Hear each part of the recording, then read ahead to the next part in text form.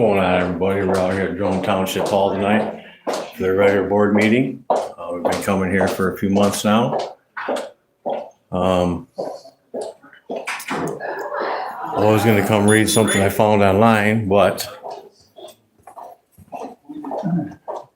I see the one notification was taken down. Hopefully it's gone for good. We'll see tonight. So stick around and see what happens. Enjoy this meeting. I swear it's smaller and smaller. Like, I mean, compared to like the 80s to now, I don't have the cross. Yeah, you're right on top. Oh, that's awesome. I looked at your, in Facebook a little bit, yeah, it was beautiful. Oh, I'm sure. Life changing probably. They look back. You wanna say what? You don't even say, but you're right there. Yeah, or, yeah, they don't even allow you to like lean it very far, but if you do that slight lean. They're up there, not everywhere. Thank you. How are you? Good, about you? Good, good. Can't complain. I heard birds chirping. Like in the morning, I'm starting to hear them, so I'm cheerful, happy. Yeah, so I'm like, like it's December. Hi. I can hear any birds, but, so I'm like, spring's coming. I've gotten pictures from 3 different people. It's the same track, but they've seen bear tracks out in the woods.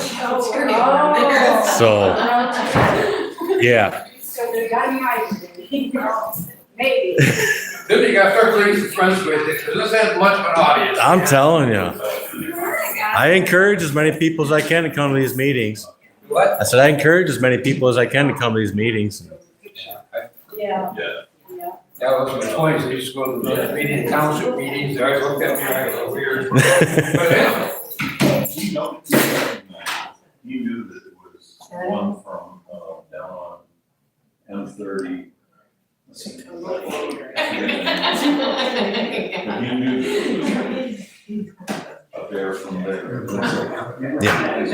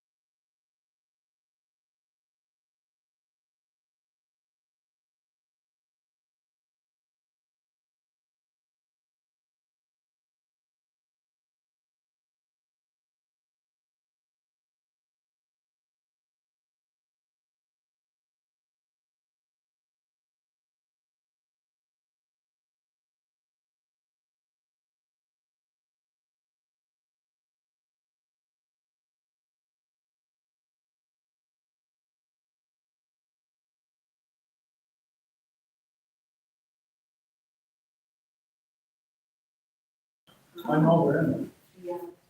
And then. Just want you guys to know, there may be 7 of you, but Tim and I got yellow numbers.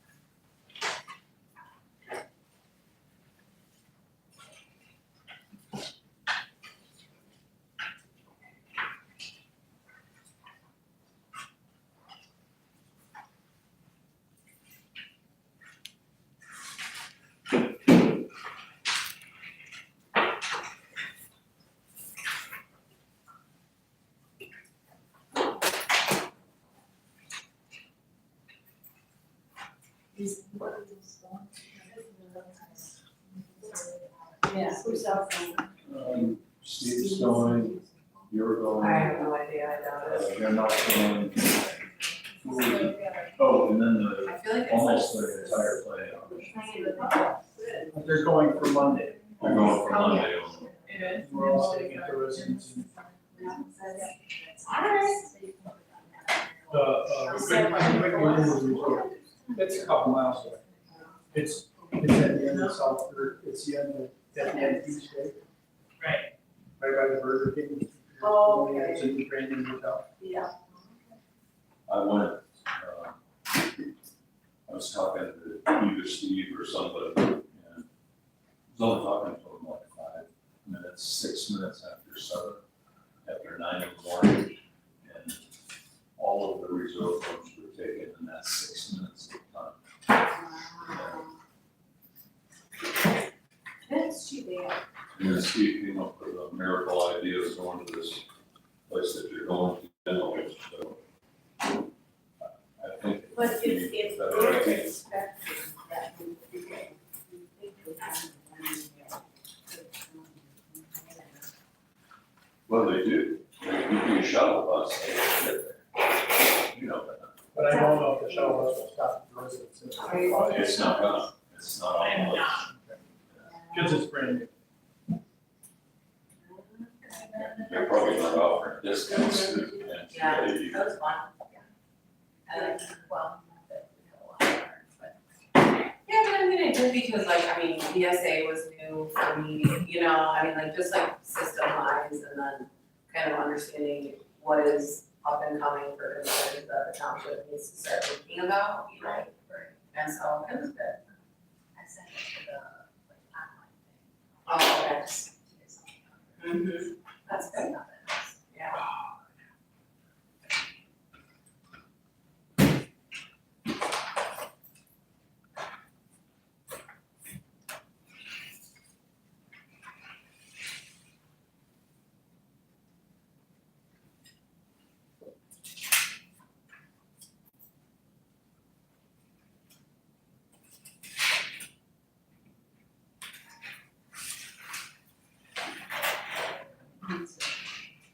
Follow up on this with the-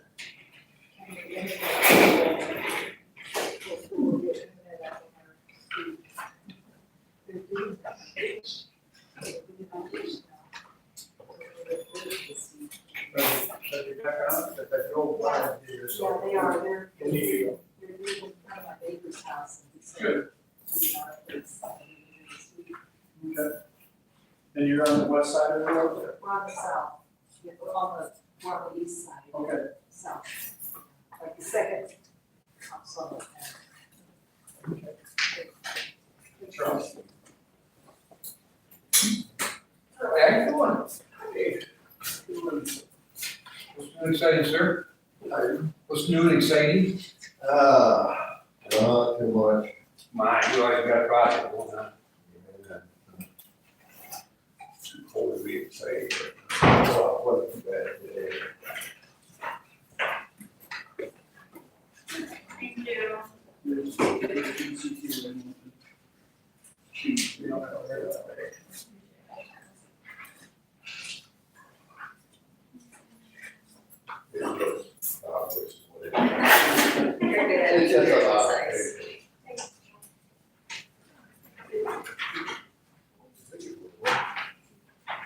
I was just running out of paper. Yeah, you need to have an electric fire. I mean,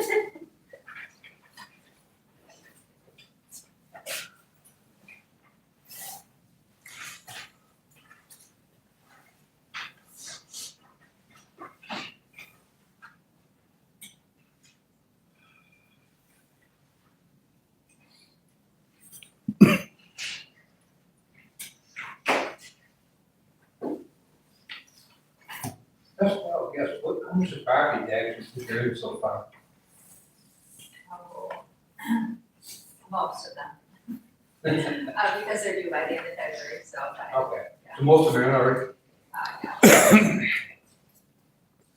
I can give you a better number, but just. that's, so the majority. Yeah, I They, yeah, I don't think that. Oh, I have the name. So is that money already hit the account then, or? It does, I'm Okay. required, Oh, yeah. on every 2 weeks. Okay. Or we didn't name it last month? I sent the name out, yeah. Okay. I was just wondering if there's gonna be more big lump sums coming into the account, probably not. Yeah, you'll have another one. Yeah, 2 more. Okay.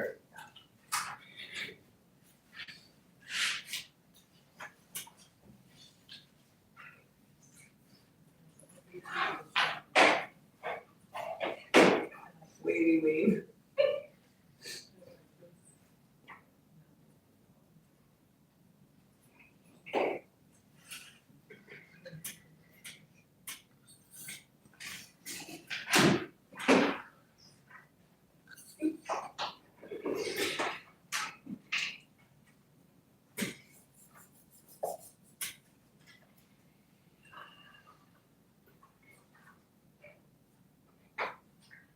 Okay, the computer said it's 7, if we could all rise and,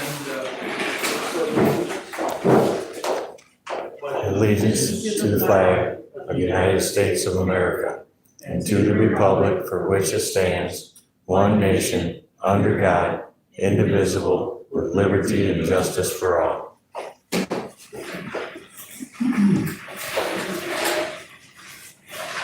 welcome and thank you all for coming. Bill, can you please take roll call? Becky Slack, Present. Sarah Jo Rowley, Here. Steve Rice, Here. Jennifer Clever. Here. Bill Burners here, Carolyn Connection. Here. Lauren Norcott. Here. All present. Thank you, Bill. The next item, before we get any farther on the agenda,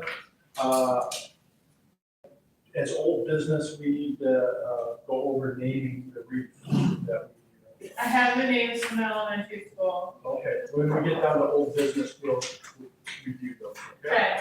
All right, thank you. But that's the only change that I have. Does anybody else have a change to the agenda? We'll move forward then. So the next item on the agenda is the consent agenda. Yeah, does anybody, has everybody reviewed the meeting minutes from the last board meeting? Are there any issues with those? No, but we were done in an hour. No. All right, I'm just gonna turn it over. Jen. You're over here either. Oh, No, okay. you're over here either. Okay, so we know who the biggest call. The minutes on this consent agenda, the ones that were approved here, actually. Yes, did I say that or did I? Well, on the consent agenda, it says. Okay, so I have one that says February the 11th and one that says January 14th. No, you're, So I think we want to look at the one that says January 11th, or February 11th. okay, You have two, I think one was misprinted. okay, yes.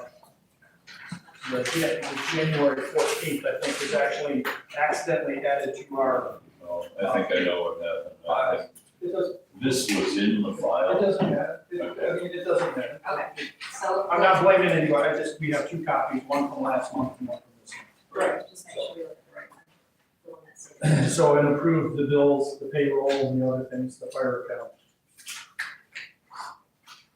Are there any questions on either, or should we exclude anything before we pass that? Hearing no comments, all in favor of passing the consent agenda, say aye. Aye. All those opposed say nay. Thank you for that. Move on to the next agenda item, which is approve other bills.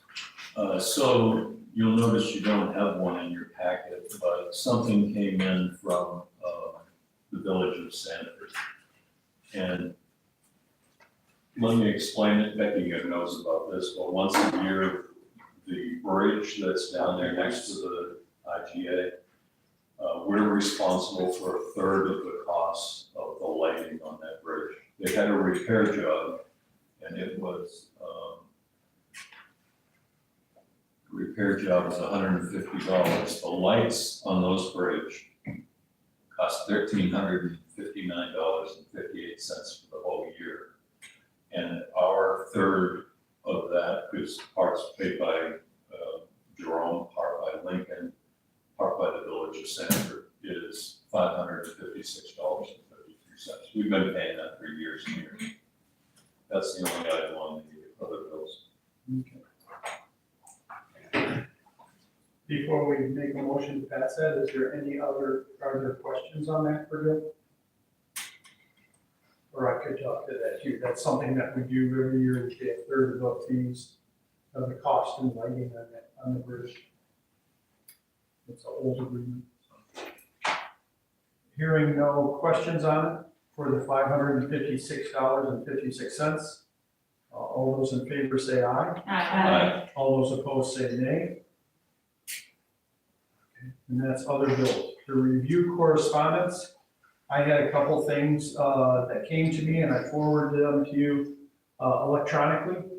One was Consumers Power was computer rooms. They had 4 or 5 things about computer rooms that I thought you might want to skim about their increasing power or Data center. data centers, yes, computer, okay, yes, data centers, thank you, Bill. But it was a whole bunch of blurbs from Consumers Power about data centers, so. To keep you up to date, I forwarded that. And the second thing was the MCTOA is Michigan officer, or Midland Officers, Midland County. Midland County Township. Township Officers Association, there we go. Scholarship is, applications are being received at this time, and I electronically sent them to you. If you know any high school student who's going to be graduating, that meets the requirements, and I sent the requirements in the scholarship form out to you, so. If you know anybody. That's the correspondence that I received. Did anybody else receive any correspondence that they wanted to share? I had one thing, and I included it in the back of the packet, I wasn't sure where to put it on the agenda, but the MSHDA, and you'll see it with that. It was just an email saying that there's $30 million in funding available for the creation of housing programs that benefit low and moderate income households. There's 5 activity types. I was looking at the first 2, homeowner rehabilitation, repairs and improvements to income eligible owner occupied homes to address safety hazards, code violations, and energy efficiency. In any case, on the back it says that I can apply, submit a letter of intent and see if we can get funding, if the township is interested in maybe providing grants to people for these services. So maybe just looking at it, I think it would be good, but I don't know all the ramifications of having something like that as far as administratively or what that would look like, so. I'm more than happy to apply for it and get more information and go from there before it's okay with that. It looks like things need to be, all submissions need to be dated and timestamped by March 4th. Right. So that's only a couple of weeks to. I wonder if this is a yearly thing, yearly grant, It didn't really sound. or is this a one-time? Sounds like it's something new. But I think the application process might be fairly easy. Wouldn't you think from the list of things on the front of the page there and bold down at the bottom that if you got the grant as a township, you'd have to manage that now, right?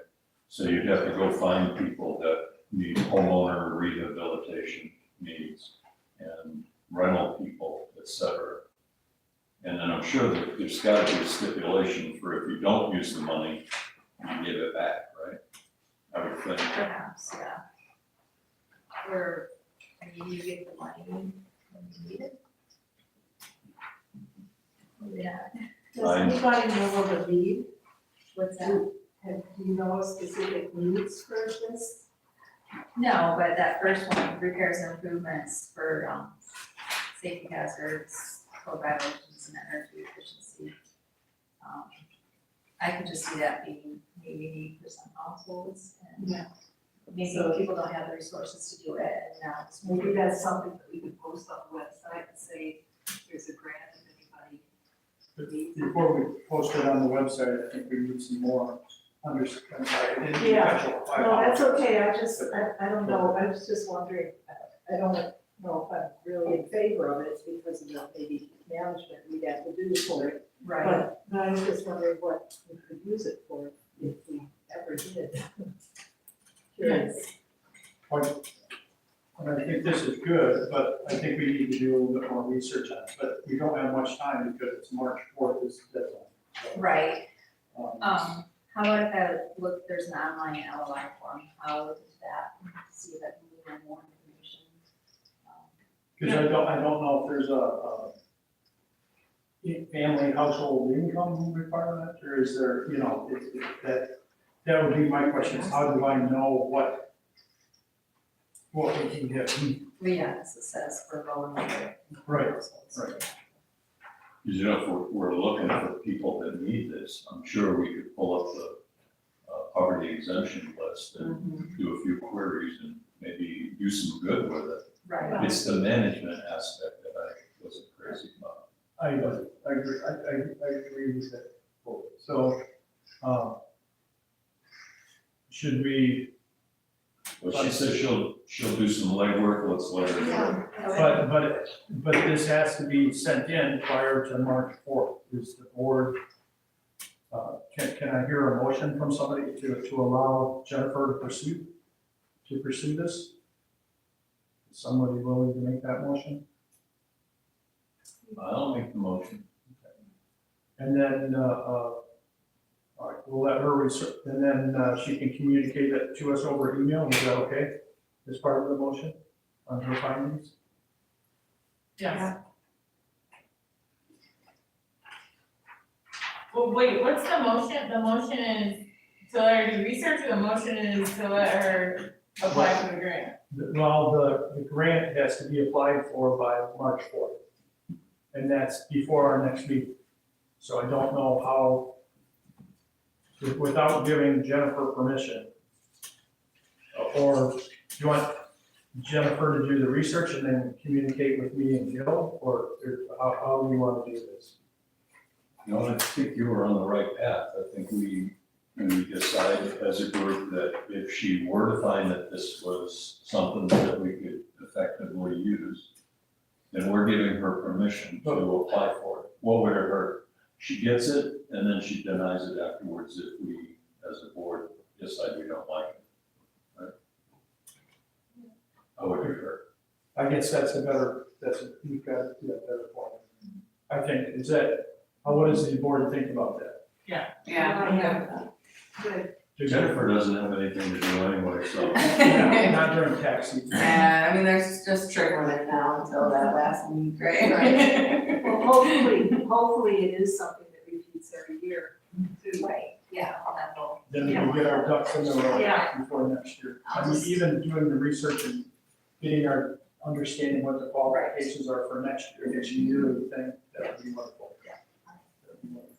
Because then we could be more prepared and have estimates of the work we want to do at various places.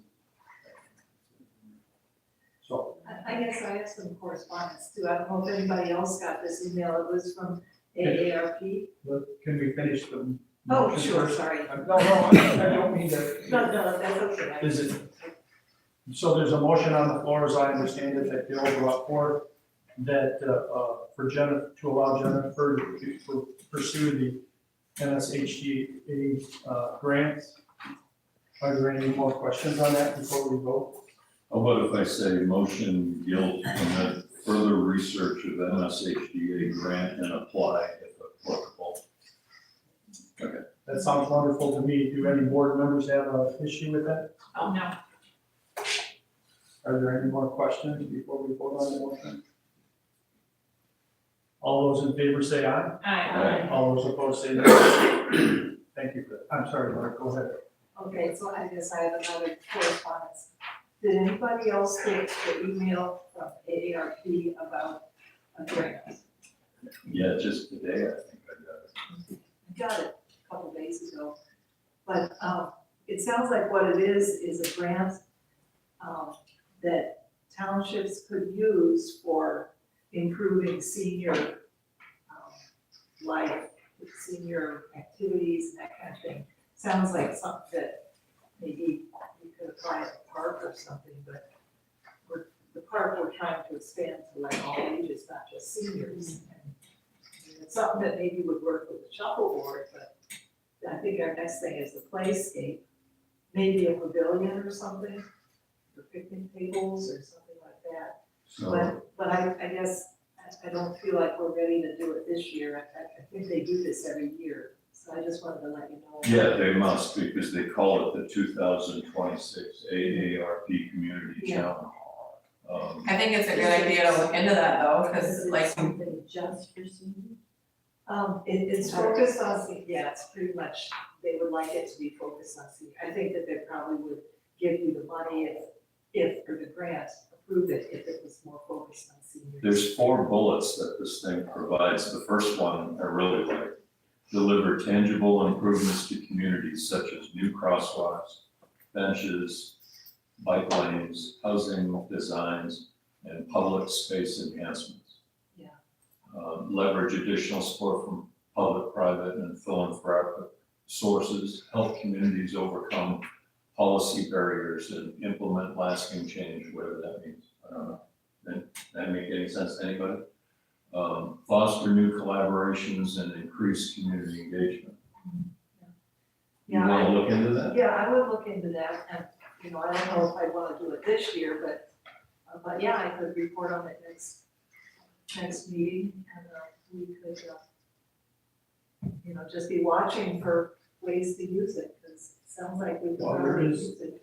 There is one way that I would suggest to use it is, and I've got to get back with NDOT, but I'm not happy how they did, they replaced the M30 bridge and there's no sidewalks. Yeah. We had to sign an interdepartmental agreement between us and Lincoln to take care of it.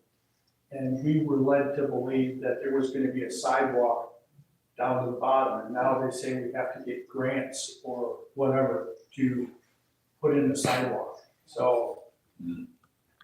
That, Their anyways, that- response would be, what do you want for free? We give it to you for free.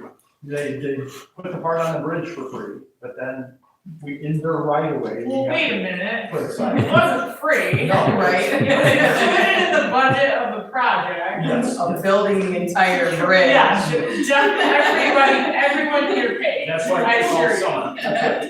So just so you know, it's March 4th also on that one. Yeah, I just wanted to get information. I think it's, yeah, Yeah, it'd be good. Well, Jennifer's under the wire, you can be under the wire. We'll be under the You white. don't wanna head that up? Does it talk about dollar amount? 25,000. Okay. I think it would be such a lovely idea for our friend Laura here to do that. I will, I think we have a lot of opportunity there for, I'll try to do the Applying. research on it. I don't think I'm ready to apply for it for this year, but I can do the research on it. Oh, Good point, Laura. If that's what, I'm not applying, so I'll do the yeah, I'll research. let you research. Ask the questions. But you know, that one grant you're looking at, to improve housing, that AARP grant's actually got one in there for up to $20,000. So it'd be kind of nice. Mhm. When you got the narrative all broken, you just, Yeah. To improve housing? yeah. And that same one with the community challenge grant for 20,000. You get your sidewalk going to the bridge now, you won't get much of a sidewalk for 20,000. Well, and I'm not sure where it's gonna be put because the garden, that's. Do we have to increase the size of the, Definitely gonna have to increase the I mean, size. the guardrail is here and it goes down, so how do you put a sidewalk in behind the guardrail? You put it If they in front of the put it on- guardrail, so anyways. If they had put it on the Lincoln side, and I know both sides are Lincoln, but if they had put it on that side, we wouldn't need a sidewalk. They've got so much, what do you want to call it? Footprint. Shoulder and, They got so much shoulder, yeah, okay, okay. yeah, it'd be perfect for it. Except for, they'd have to go across traffic going to here, and they'd have to go across traffic going to McDonald's. And, yeah, not great. And not to mention the fact that our whole idea was to extend the rail trail Right, up to the high school. You gotta do it on that side of the road for that. right.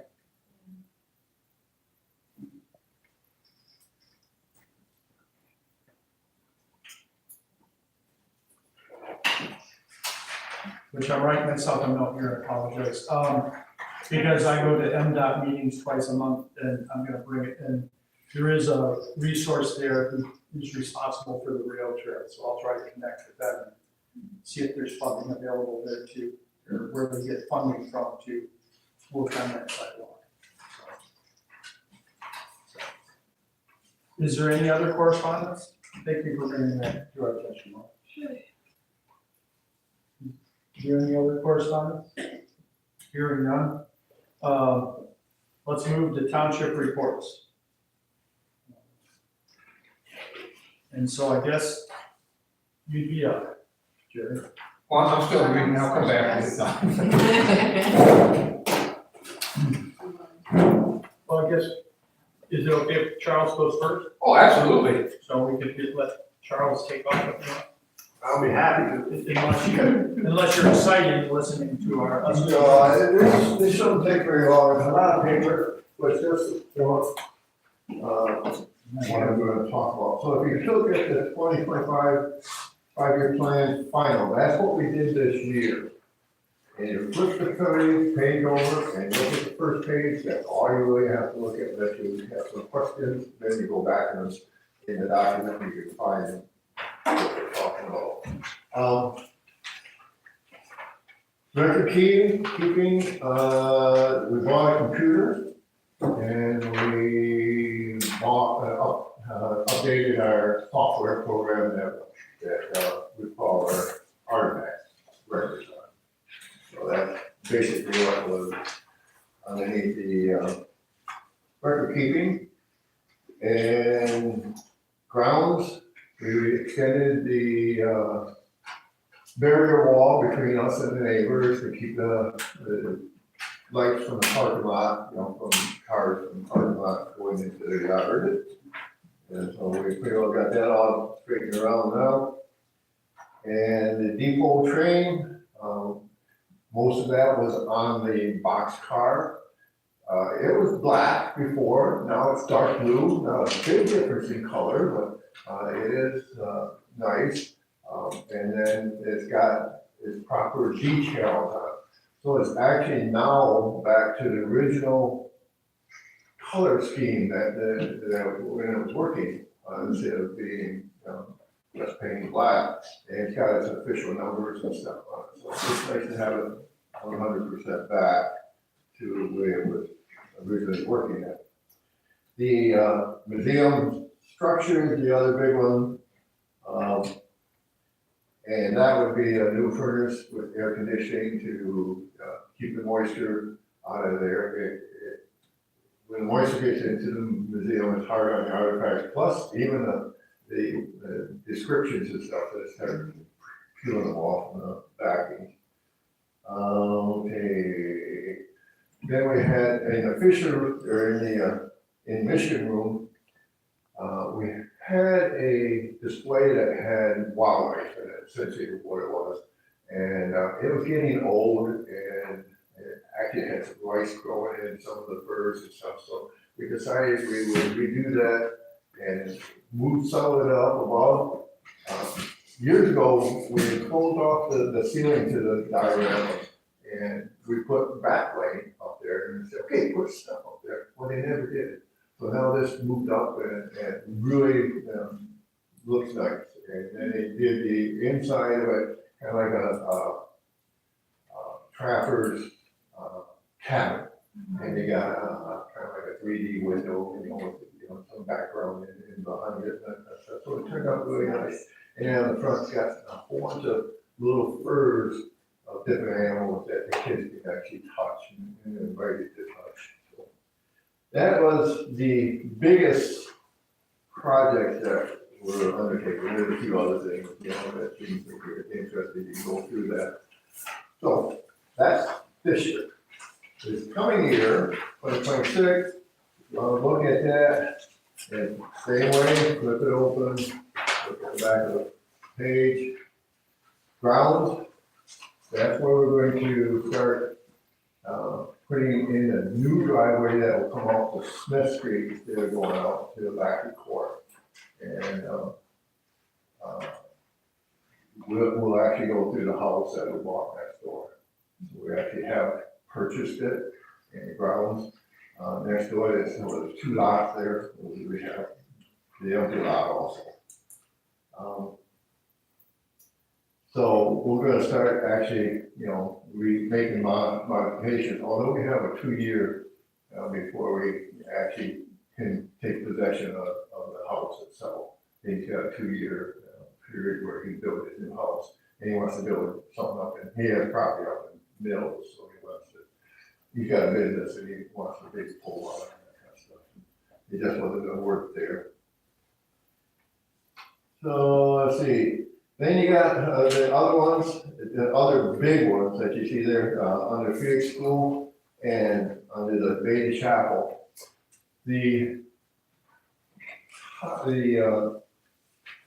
what do I call it? The shingles, the wood shingles on all the outbuildings have been wet for a while, and they're getting old. And when they get old like that, they retain the water. And it starts growing the moss and stuff, and pretty soon everything's, you know, kind of clogged up, and the water really sits there.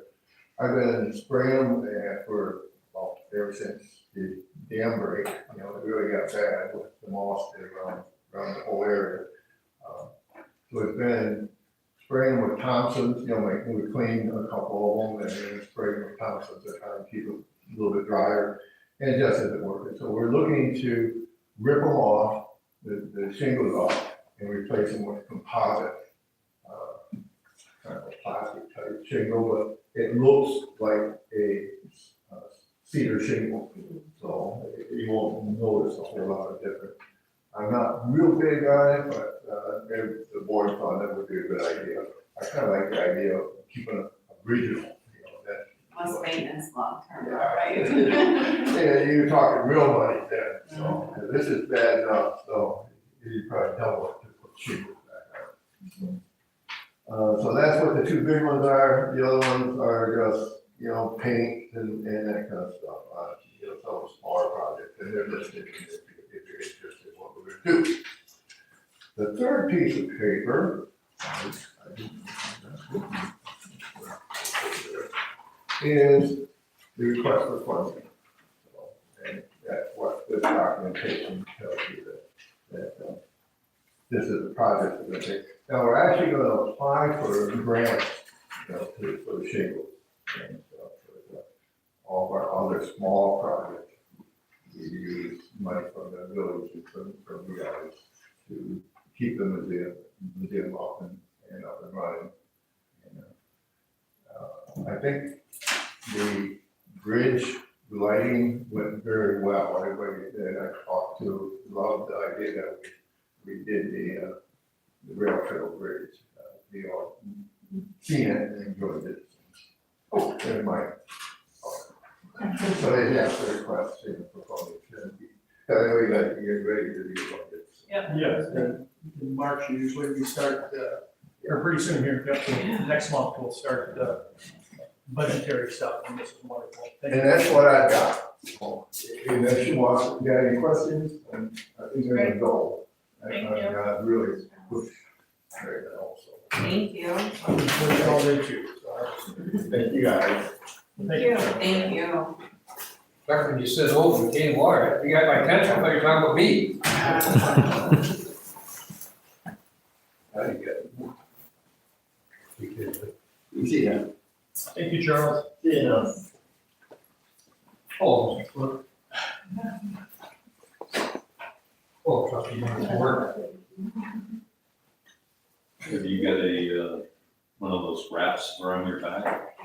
I do not. No, I think you should. No, it's not really a muscle or anything like that, right? It's the spinal stenosis. So the inside, the spine's got caved in and broke. Right. So it's putting pressure on nerves. So when it raises its ugly head, it gets my attention. Everybody go? I don't know why I have next one. Okay. Tim, you want a fire report? We got a free copy. No, that's all right. Thank you, though. Okay, so changing just a little bit, but first off, I do want to apologize last month. I planned on being here, but things just kind of changed that day, so I decided I'd go hang out at the hospital for a while, so I apologize for not being there, or having anybody cover for me. We missed you. I must be here. So the budget meetings, I see we got scheduled for those, but especially when it comes around to the fire department stuff, does anybody have problems if I bring one of the battalion chiefs with me? No, I think it's a good idea. Yeah, Some dip them in the well of knowledge, yeah. see how it works and stuff. It's very technical, I mean, but You talking about Ryan? yes, yep, that'd be a good idea to have involved. So I'll talk to them, let them know the dates, we'll probably be somewhere towards the end. Before I get into this too, I want to ask a question, so buying meals, probably about every other month or two, I want buying meals, because we're on a call, we're working through a run or something like that. This year already, I bought 3, and, is it a problem? I mean, they're not hugely expensive, one's like 30, one's like 70, and one's like 40. One we were working on Saginaw Road, we had the road shut down completely, so I ran and got McDonald's for everybody, because they were there for an extended time. The other one was during that big storm day, I bought stuff, people made sandwiches in the fire station and stuff, and, then the February meeting, Midland Township said they were gonna buy us dinner, and we told people that, and then it didn't show, so I had a bunch of hungry people, so I bought pizza. Hey, Jerry, I misunderstood. I thought the food that you guys buy comes out of JTFFA. Some does, but, like when we're just doing a meal to like the holiday meal, stuff like that. But when they're actually working through, let's say they're on the run, they're on the clock actually. So I buy those out of my pocket. I don't understand how that would be any different than people that are, I'm gonna say quarantined here, like the, Election work. election workers, the border review, and we buy meals for them. Okay. If you're, and also the word I can think of, quarantine, I mean, if they're on site and fighting a fire, definitely. In my opinion, I don't see how it could be any different than our policies to feed the voting, employees, or workers, what's the right term, Joe? Election work. Election workers, thank you, yeah, because we feed the election workers and we feed the border review. So I don't see how that would be, in my opinion, does anybody else see any difference to that? I think there needs to be a policy. That's the only way to provide clarity.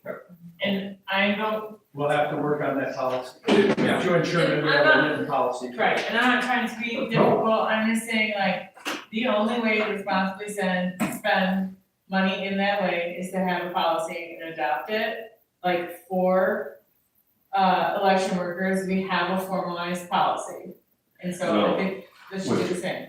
Just to add to that, with election workers, it goes to the, see, now I can't come up with a term, the election commission. And the election commission decides whether or not they can get food. So it's Jennifer, Steve, and I.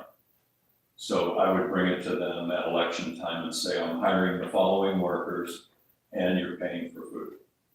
Yeah. And so with you, it would be just a matter of don't go crazy, right? You're not gonna take them down to that, what's that place on Main Street that costs so much? Oh, I love being on Main Street, I don't know what you're talking about. So- well, we get Rossi's glitter once in a while. There should be rules that say Yes, more than 5 hours, Yes. and like, there has to be clarity around that. I agree, without clear expectations, you're gonna have, what people thought was okay, other people Yeah, just abuse it. yeah. agree. You know, and here's the thing, yeah, meals have to be pre-approved, that's part of the expense reporting type thing. but you don't know, I mean. Yeah, if there's, right, so that way if there's a policy, you have clear understanding of when it can be purchased. We actually do have a policy, so it would be a matter of updating it to, To include the fire department. yeah, So and policy on.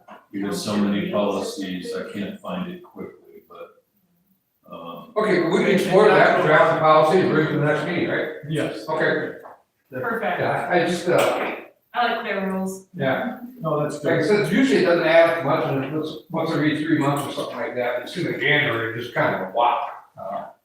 So anyway, okay, so we're back into the report now. A little different look on the front, and then a little, lack of better words, a little dashboard. So start right off the top, on the left-hand side, total runs for January, we had 78 fires, we had 5 medical emergencies, 54, 19 others, that's wires down, everything else. And, well, next line, January mutual aid altogether, in January, we ran 12 mutual aid calls, 7 were to Lincoln, 2 was in Coleman, 1 was in Homer, and 1 was in Edenville. So, like I said, 7 there for total for Lincoln.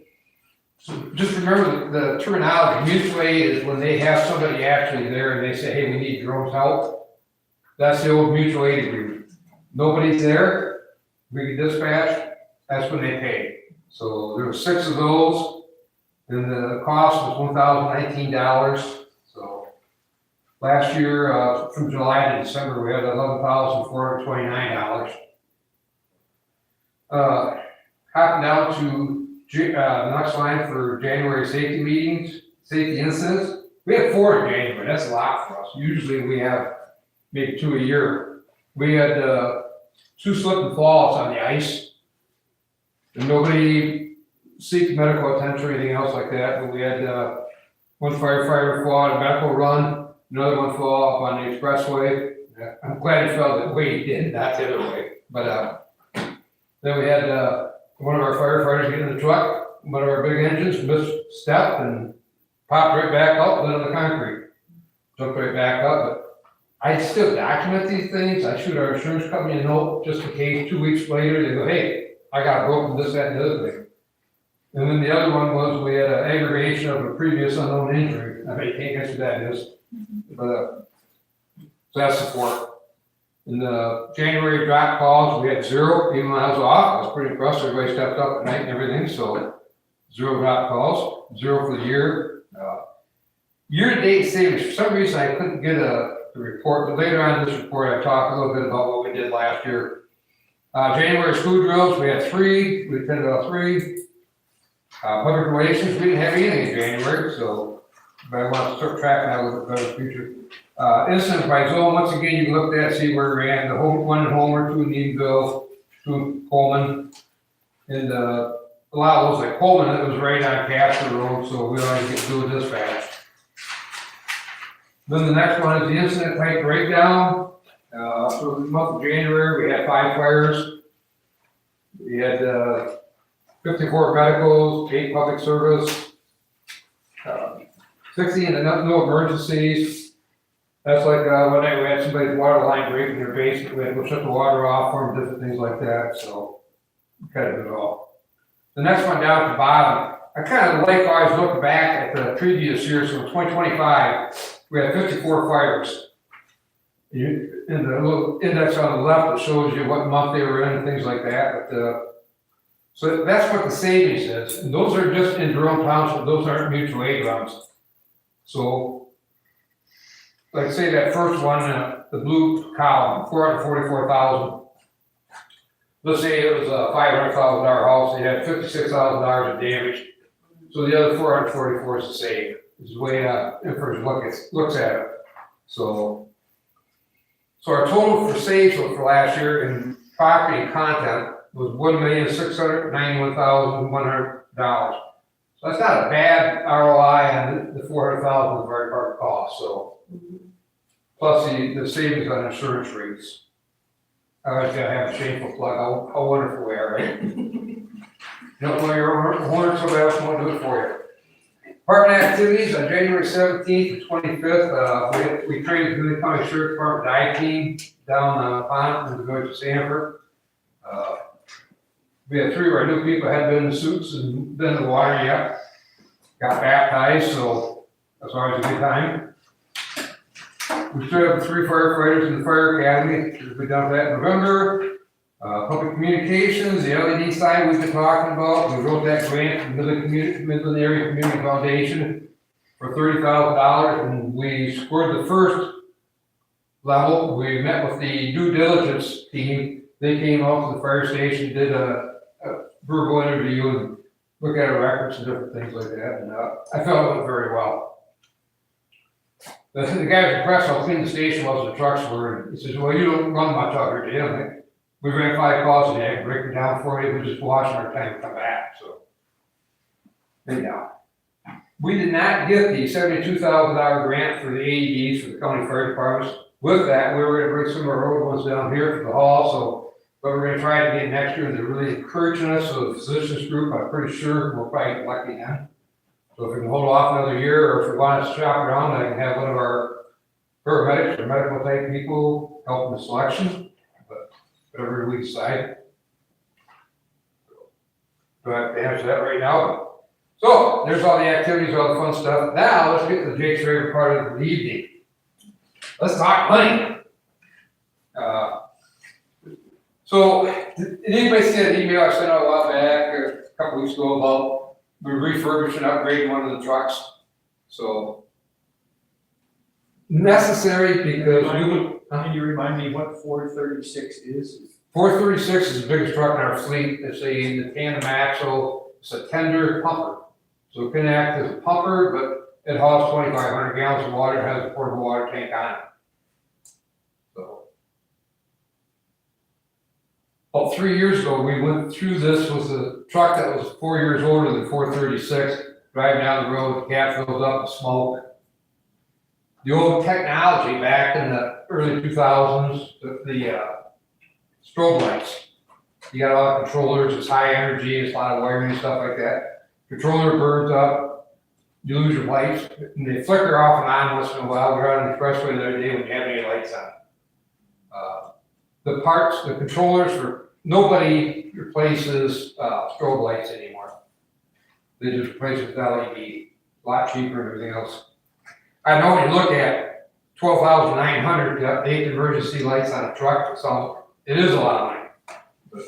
Is Yeah, that a but mis- that's life saving, I mean, Yeah, is that a mistake in the, is that a mistake in the title, November 2025? well, actually, Gil, you in the door, Brian, you get a free candy bar, because that was an intentional mistake, just see if anybody catches it. Oh, they do. Yes, that is a mistake. Okay, all right. But I like my explanation better. Is this a copy of the items that we got in the email? Yes, copy, paste, right, all that. So it's all coming out of 213? Yep. And funding is good for that, right? What? We have enough funds for that, is what Yeah. you're saying? Probably have to move some around. So. Can't believe I didn't really have the answers to that right off the top of my head, but I don't. Yeah, we've got $193,232. That's not including the reserve. We've got $381,000 in the investment. I don't know, it's 213. Do you have a bigger one?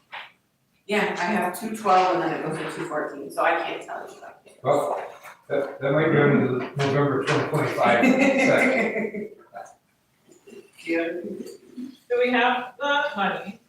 We do, when you look at The treasurer. yeah, when I look at the treasury report, you're fine. I was just gonna look at the line items to see Yeah. what the budget was looking Do like. the page numbers line up? Like the page before lines up with the one you're going to, or Oh, 213's on page 11. Yep, don't have a line. there's no 11? No. Okay. No big deal. Do you want it? I can give you money. No. Yes, Brendan. Yeah, I have a neighbor. Okay, so, this is good. I was looking at like replacement equipment or vehicle maintenance, like those kind of things to see what his budget is compared to what he spent. I mean, a lot of this I think is gonna be new replacement equipment, right? Yes. So right now you have 12,500 available. Is that right? Yeah, the Available. bad news, I can't pull that. So, Well, and we might just have to do an amendment to pull it from reserve okay, and increase your budget. is that? Because I don't see, I mean, other than building upgrade, but is that for the sign? No, building upgrades for the work we're gonna do over Station 2 on the EMS side. Okay, so like that's accounted for, so I just don't see a line where you can grab 35,000 from. Right. Jennifer, That's what did you you sign them, Oh, yeah, take it yeah, out yeah. of 213.9? I'm saying that we have the funds available, it's just they're not allocated to the specific line items. Right, so I mean, because he has a reserve, right, so when you look at the treasurer's report, you can see how much cash is in the 213. Okay, So they have $575,000 right now. Right. That's, So no concern there, it's just doing the amendment to say, okay, we can pull from the reserve and increase their budget. Cause there's not a line item there that has enough to say, okay, we approve it from this account. Right, you gotta recommend Yeah. that first. right. But we do it right, we do have to do this, I'm just asking. yeah, I'd like to do it sooner than later. Yeah. I thought about waiting till July and actually making sure I had enough money there. Well, if we can't wait, we can't wait. And these are quotes that you got here? Yes, So there's a good chance that if you wait till July, that could change. yes. Even given that, you know, towards the bottom there, I have 11% contingency. Cause it just seems like you get a price and 4 weeks later, they got an increase. Yeah. This new way versus COVID. So was any of that figured into the budget when we created it last year, that 22.5, that we originally budgeted for the replacement equipment? Was any of this stuff on this list? No. So I knew the tires was probably coming, but, I didn't think we were gonna have to replace the lighting this year for that truck. And, like air brakes, the air brakes improvement, the air tanks, I need to hold the air for the brakes. They won't approve them another year in October this year. I mean, while we're disassembling things and, Yep. replacing things, it's easier and quicker to do it together than Yes. do this part and then do this part and then do this part. Cause the truck's probably gonna have to, it is gonna have to go somewhere. Yeah, So we're gonna be without it for a while, so I just gonna have it all done. So first, we probably need a motion to approve the purchase of these, which I will, and then we'll discuss it, and then if that's the case, then Gil will have to create a budget amendment, is that right, Jackie? Can we all do that like now? Sure. You want Yeah, are you making that motion? then? give the, have the account number ready so that Did you you can get Jennifer's motion? budget. I put motion, Jennifer, to approve 213 fund purchase request for 436 upgrades. Perfect. Okay, and then you're gonna want another one, I'm gonna assume that it's Jennifer again. Let's Well- finish the first one first. Sure. Are there any more questions about the upgrade Do first? we need to put a monetary amount on it, like not to exceed? I'm just worried about the price, but, like, we waited 2 weeks and the price is out. Yeah, I think I got a couple months. You put contingency. Oh, you did? Oh, Yeah, sorry, contingency. my bad, sorry. No, that's all right. I looked right at it too, okay. That's why we ask questions. Are there any other questions? Okay, all those in favor of Jennifer's motion to upgrade 436 with LED lights, say aye. Aye. All those opposed, say nay. Okay. And then, you want to make the motion, Jennifer, or who wants to make the motion to move the funds from? I already wrote Jennifer down, so I think she's doing it. So, I think we'll just have to have a budget amendment to increase, the 213, 336, 976 by should we go just like by that total amount by like 36,000? 36,000, yeah. So increase it by 36,000. Are you sure everything's coming up at 976? Okay. By 35, 243. And that money would come from where, Becky? From fund It's balance? just, yep, it's just from the reserve, yeah. So you were saying 36,000, right? Yeah. Just to make sure. Can you, I'm sorry, you Becky, can you read, when you're done writing, can you read back the first motion, what, I wanna just make sure I understand what we just Sure. said. Sure, motion Jennifer to approve 213 fund purchase request for 436 upgrades. Got it, okay, you just said upgrades, okay, got it. Second motion is motion Jennifer to approve 213 336,976 budget amendment to increase by $36,000 from fund balance. Perfect.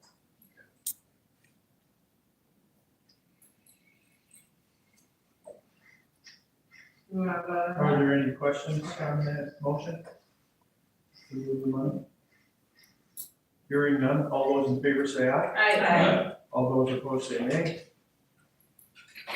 Jerry, Hey, Jerry. I'm looking at the policy that we've got for this, and I think we've already got what we need without making any changes at all. There's a line in here, under reasonable reimbursement rates, and it's not pertaining to training at all, it's just general. It says reasonable meals and lodging expenses will be reimbursed with prior approval by the township board. So, if it's a situation where you're planning to feed them and you couldn't think of it ahead of time to talk to the board, I would think we could make amendment for that, right? Cause what he's saying is you don't know in advance if you're on an 8-hour call. Right, so I think, We can look at the policies and amend them before next month, let's not do it. And it does have an appendage to that sentence, receipts of all expenses incurred shall be submitted as soon as possible, but not later than 60 days. So there's a lot of leeway in that. Okay. Perfect. So we're all set on one? Yes. I walk out with bag money again. Mm-hmm. My deal contract pricing and comp renewal. This is what we used on our truck and a couple other things. We're using 436. That's $100 a year. But Thank you. So far, we've had pretty good luck with it. It gives us the leveraging and Michigan's the state procurement power, right? So. I thought I'd better ask. That's not a routine thing. We've only done it once. I thought I'd better ask. So who's gonna do that motion? I'll do it. You haven't done anything tonight. Okay, motion Sarah Jo Rowley to renew MI deal contract for $180. Yes, where are we paying for that from? That's what I was just gonna look. We got it again. General ledger number. That's fine. I got you. I know. how this- Actually, Becky's got it because she's looking it up right now. I know how this works. I just kind of forgot it. for some reason. What do we call this? We don't have anything subscription. We have miscellaneous. Do you know who we pay that to? State of Michigan. We have miscellaneous, but what? We did it last year, so. Yeah, I was gonna look it up. The state of Michigan is gonna be hard to look up because we make payments to them every month. Yeah, that's what I mean, I kind of want to.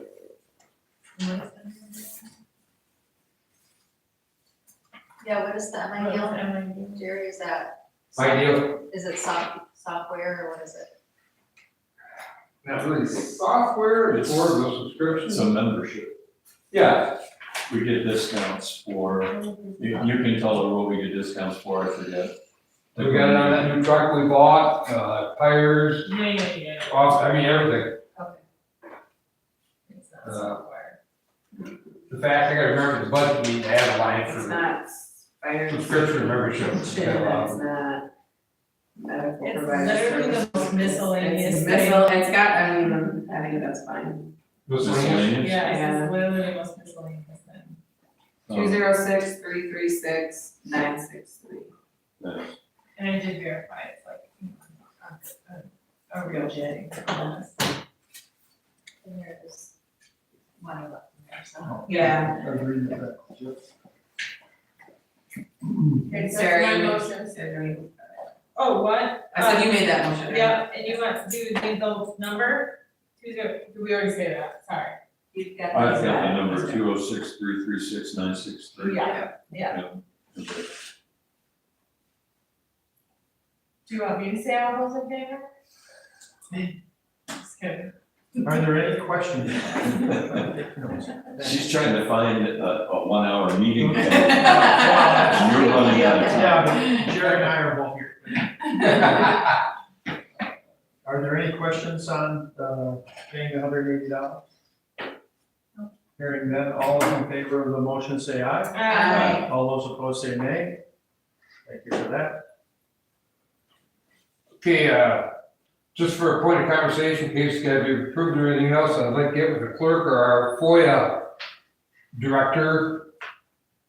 I'd like to You add the can fire call department, me clerk. I can call you clerk Yeah, sure. versus Clark.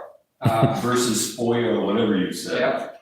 Yeah. FOIA, the, Administrator. What's the problem? You've been doing FOIAs through me before, so what's the problem? I don't get it. I'm gonna try and clean it up, put some language in it, in our policy, but I was looking at everything you already have in place, forms, everything else like that. It doesn't include the fire department enough, is that the idea? Right, I'd like to make sure, I'm gonna list what's pre-approved, like any fire reports going to homeowners or insurance companies, pre-approved, doesn't need to be FOIA. Information the sheriff's board is public access, public, right? Right. But other things, especially there's a lot of attention going on in county fire departments right now. People asking for information. I don't want them going to one of my officers, them running reports, other people get reports, and have to fix these reports, because if you don't run the same reports, all the time, you'll get different information. And, I don't wanna create an error of, a lack of credibility. Confusion, I would say. Confusion, yes. It's- I mean, yeah, it's not an error, it's just, Yep. if you run it in a different parameter, they're gonna have a different result, and they're gonna say, well, you already told me it was 57, and this report says it's 23. Right. So, yeah, If you're gonna file for your request, they need to have funnel through, yeah. clear chain of command. So maybe you and I can sit down and just put something like that together, Sure. tweak it a little bit, it's just a tweak job, not a overall, so, Yeah, maybe if you could take a look at the FOIA section on the web. yep, I did. Okay, and then just write down some ditties on what you think I should add to it, and I'll add it. And then Okay, perfect. bring it back to the board next month. Yep. Alright, and the last item is just a heads up, believe it or not, more spending. So we got 3 new firefighters, right? And I did have that money, that's some of the money that's in that new replacement equipment for the turnout gear. But I'm almost thinking about buying extra turnout gear just to save money in the future, because once again, that's going up like crazy. There's actually only 2 mills that make the material that turnout gear is made of. 7 manufacturers, but 2 mills. So anyway, heads up in the future, probably next month, I'm gonna come in as our 3 firefighters get closer to finishing. Right now, when new people come in until they finish the academy, we just give them old gear that's expired. By my OSHA and FBA both, you can't use the turnout gear to go firefighting. So, it's gonna be approximately right around $11,000 to equip 3 people with gear. I'll be coming to see that. And in February at our meeting, we did our turnout gear check and inspections, and we're guessing it's gonna be somewhere around $2,200. That'll come out of the 213 fund too. Anyway, more to come on that, just to give you a heads up, if anybody needs more information. I think it's ridiculous to have an expiration date on turnout gear, but I'm not the state. I was trying to keep people safe. Yep. I wanna know about this picture on the back page. Which one? Left middle. Left middle, yes, Is that a human being in the water? Yeah. absolutely.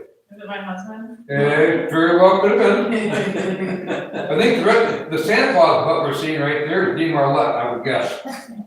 But, How'd you notice there, Joe? Did he come He's- home I with got video of icicles him, on but- his mustache? Fishing, for him fishing himself out, and that's really what they were doing, is like, I videoed him in the hole, and they teach him how to fish themselves back out of the hole, it's pretty cool, I mean, you hope they never have to use those skills, but it's very cool, of course, he looked ridiculous, so I can't talk. but it's so cool, and the first time people get in the water, because it's totally different what you expect. Because you get in, you kind of hang on the ice a little bit, and it just about sucks you right around, because all the air is in your extremities, and you're just about going underneath the ice, and that look on people's faces is priceless. We're not gonna let anybody drown, right? But, we let them get the full effect, so. Yeah, but that's the warmest place to be, so it was, between 9 and 13 degrees on both those weekends that we practiced. And remember, under ice, you got the thermal incline, it's only 12 inches. At the bottom of that 12 inches is 38.7 degree water. So if you're in that 38 degree water, just 9 degrees up there, you're smiling. It's like a hot tub. The other one's up that Edenville fire, and your husband was at that one too. So, thank you for everything on that. Any other questions, comments? I was gonna say, Jerry, are you ready to share anything about the rumbling of the townships consolidating and making a county? Yeah, we talked about that, at the township officials meeting in March, there's gonna be more of a conversation around that. And I'm almost thinking about sharing it with the whole department, because I haven't done that yet, but so many people know about it right now. So, There's other townships, right? It's a big push by Eatonville and Lincoln and other people that surround us with inadequate fire departments, trying to find the right word. Yep. They're looking to staffing problems, staffing problems. They're looking to consolidate and make a county-wide department, fire department, yes. thank you. Volunteer department. Well, I'm not sure whether it's gonna be volunteer or professional, but don't get excited about it. We need to hire a professional consultant to, one that knows how to win when you consolidate all that kind of stuff, and we need to have them come in and do research and we need to do all that before we say yes or no. That's a major Our impact. fire department Yeah. right now is doing excellent. Right. Other than they're burning out, helping other fire departments that are understaffed and so right now, there's a grant for the Midland Area Community Foundation for about $60,000. Me personally, I thought they should have gone for $50,000, because if you actually get somebody in who's good at what they do, you're gonna pay for it. And Traverse City tried this about 3 years ago. The Traverse City area tried to consolidate fire departments, spent a lot of money, failed miserably, they went back to where they were. So this isn't gonna be anything quick. I think by the time they get the grant, they find a consultant, that's gonna be 12 months. If the consultant comes up, works, it's gonna be 6 months, probably. So I think we're looking at 18 to 24 months before we even get some numbers or information back. What the pie in the sky is right now, starting point, conversation, right? So you keep all the stations you have now, each station gets 2 full-time people. And they work Monday through Friday, 8 hours a day, right? And then, so some other people already had that conversation when I got involved, and, I said, so who covers the other 16 hours? Well, then we pay on call people. So you're gonna do all the days, and, yeah, Right. I wanna be there when you launch that idea, but But that's where some of the deficiencies are. Yes. Because the volunteer fire departments are staffed by younger personnel, and most of the younger personnel have a daytime job. if you, So calls during, I didn't mean to interrupt you, but calls during the day, that's where Lincoln has the issues staffing, is the daytime hours. So I think that's the idea that they were thinking about. But I just wanted to bring it up that if you hear rumors, this is being talked about by fire chiefs and supervisors, and it's just exploratory right now. There's nothing really happening, there won't be anything happening until we hire a consultant and a consultant who's done a good enough job that wins, in my opinion. I don't think we wanna screw around with somebody who, hire a consultant that can say, okay, I've had 3 wins or 5 wins, or out of how many times did you win with the townships? And I think you'll find one thing too, with the fire chiefs, they'll be very vocal about who they line up with for a consultant, because there's no disrespect. But you have some township supervisors that have only been on the job this one term. And it did, what you were here for.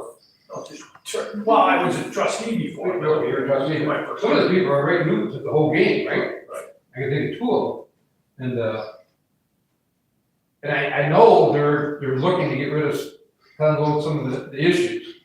But like Steve said, 18 to 24 months before there's anything really moving on, so I don't worry too much about it, but, And Jerome right now is in a very good position for the fire department. I'm not sure whether we opt in or opt out at this time, other than if the people that we have, like Jerry, running daytime runs right now, if they retire out of the system, then we'll be where everybody else is, so. it's interesting talking to some of the parts. Monday night, we had a meeting on this very subject, and they were talking about the fact that we have more people showing up for our runs. They typically have better engagement in their department. Everybody's got more people on the roster that are really active. We got up to four people, I think I gotta bring in and have a talk to you. Are you in or you out? So, but, so I went back and actually ran the numbers back to 2020. How many people we have an average call? We always average between 4.1 is our lowest and like 5.7 for a year is our highest. For every call, we have an average of that many people. So, anyway, we're sitting in a good spot. That's not gonna last forever, probably. High impact topic, that's for sure. Absolutely. Let's change the topic and go to something fun for a while. How about the constable? Did We can do that. From the constable? Yep. Thank you for that. Yes, sir. Once again, it's always my pleasure going around doing liquor inspection. No violations. And ordinance enforcement then. Yeah. Whoops. There you go. I thought it was gonna be a short list this month until I turned it over. Right? But it is a good gift, short conversation. Thank you. So last year we had 22 complaints, altogether, and I think we closed out like 12. I've got to put that in. That did very well in my reports. We're still averaging about 75% of our complaints are resolved at our level without going to court, which I really like. In the budget meeting this year, I will be talking about increasing the court expenses. So everybody be ready for that conversation. Updates, Castro Road, issued 4 citations on that property. We go to court on February 26th. One of the residents out there called me, he wasn't happy with the fact that nothing was getting resolved. Or am I?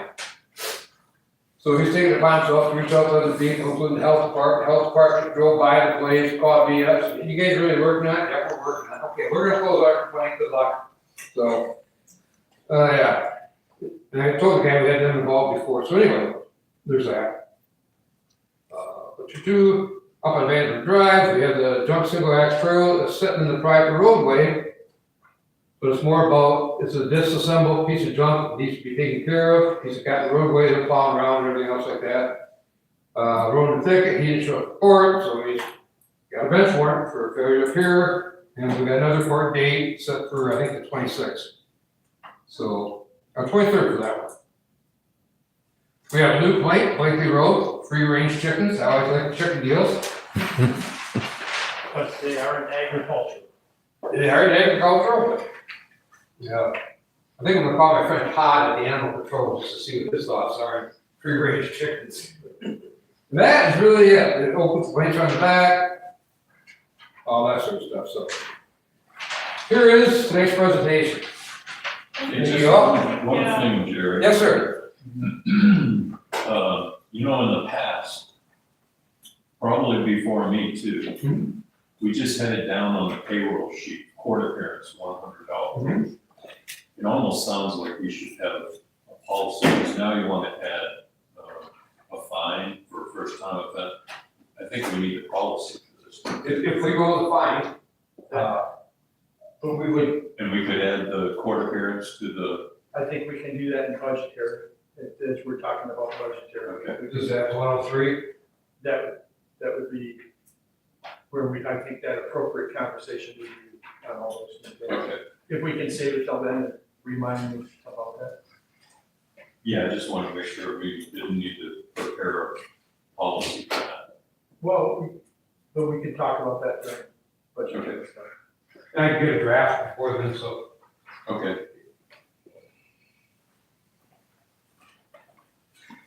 And I've lost my place, I apologize. Ordinance. Treasurer's report.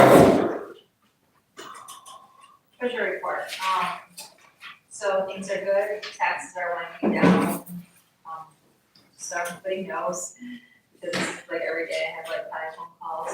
Taxes are due March 2nd this year because February 28th is on the weekend, so yes. And a lot of people are confused, saying, no, I've always had to pay mid-February. Well, yeah, not really. I mean, we can, after mid-February, we can charge you interest, but we don't. And so therefore, you can pay February 28th, pay the same amount as you would February 14th. So I just had Gil update our website, just put that right out there, in case you're not there, our Facebook page. But in any case, got taxes coming in, taxes going out, everything's good. But we did get, which Laura might talk about this, but we did get the $5,000 Community Foundation grant for the shuffleboard court. So, in the general fund, goes, well, part of the income is $5,000 that will go in there, and then we'll spend it on the shuffleboard court. Just, I won't say taxes, taxes, taxes. We earned $5,255.10 in investment earnings this month. That's it. Thanks, Jen. Okay, can we have a motion to receive and file? I'll motion Laura, to thank receive you. and file the budget report. The treasurer's report. Are there any questions on the treasurer's report? All those in favor to receive and file, say aye. Aye. All those opposed, say nay. Okay, moving on to the next agenda item. That would be the sexton. So he says, we sold a few burial plots in the last few weeks, and there's people in those plots already. Spring is upon us, and once everything melts, we will be working on cleaning up the cemetery from the trees and debris. That's all he's got. The planning commission. Planning commission.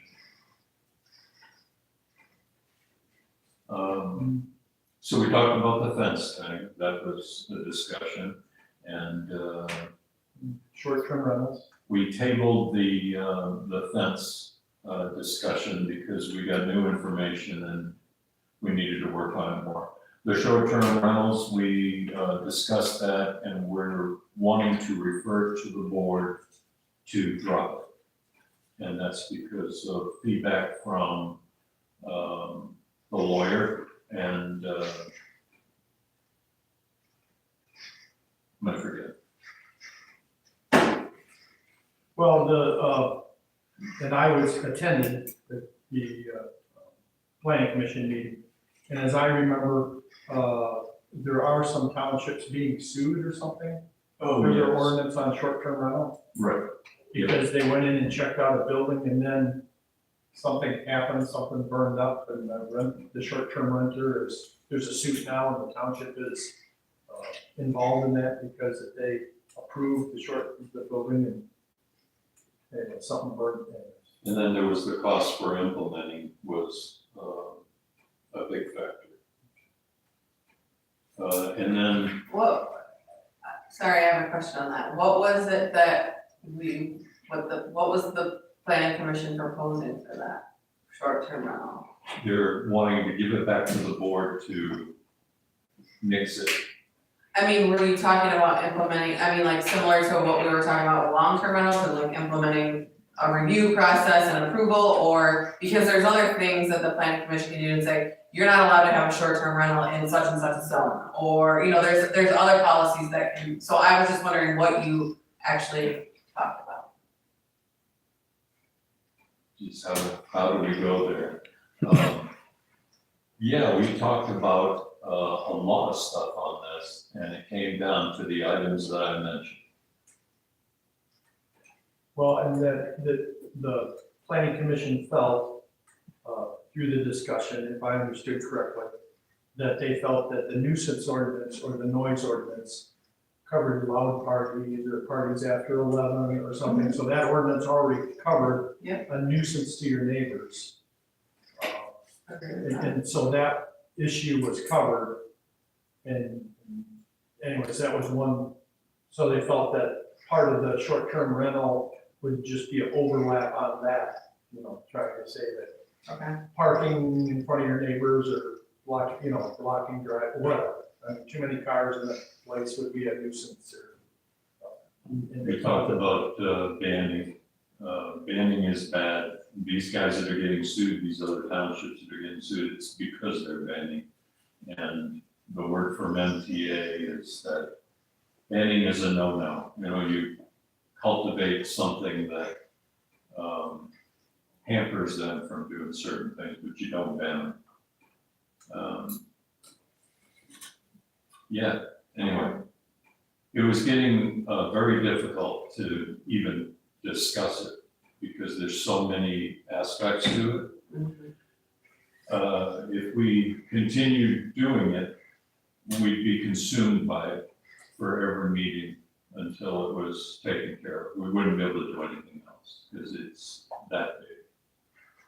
The stuff that I got back from all the other townships was huge. And I'll give you an example. Higgins Lake, I forget the name of the township up there. There's 4 of them on that lake. But, the one that I got a hold of, they're in the middle of it right now.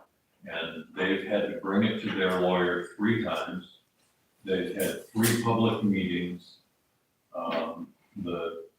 The place, the township people are fighting it in every meeting.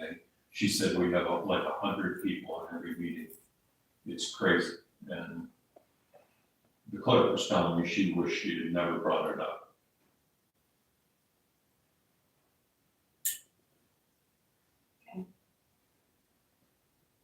So the planning commission was charged with trying to decide whether or not this was like feasible for the township to consider, right?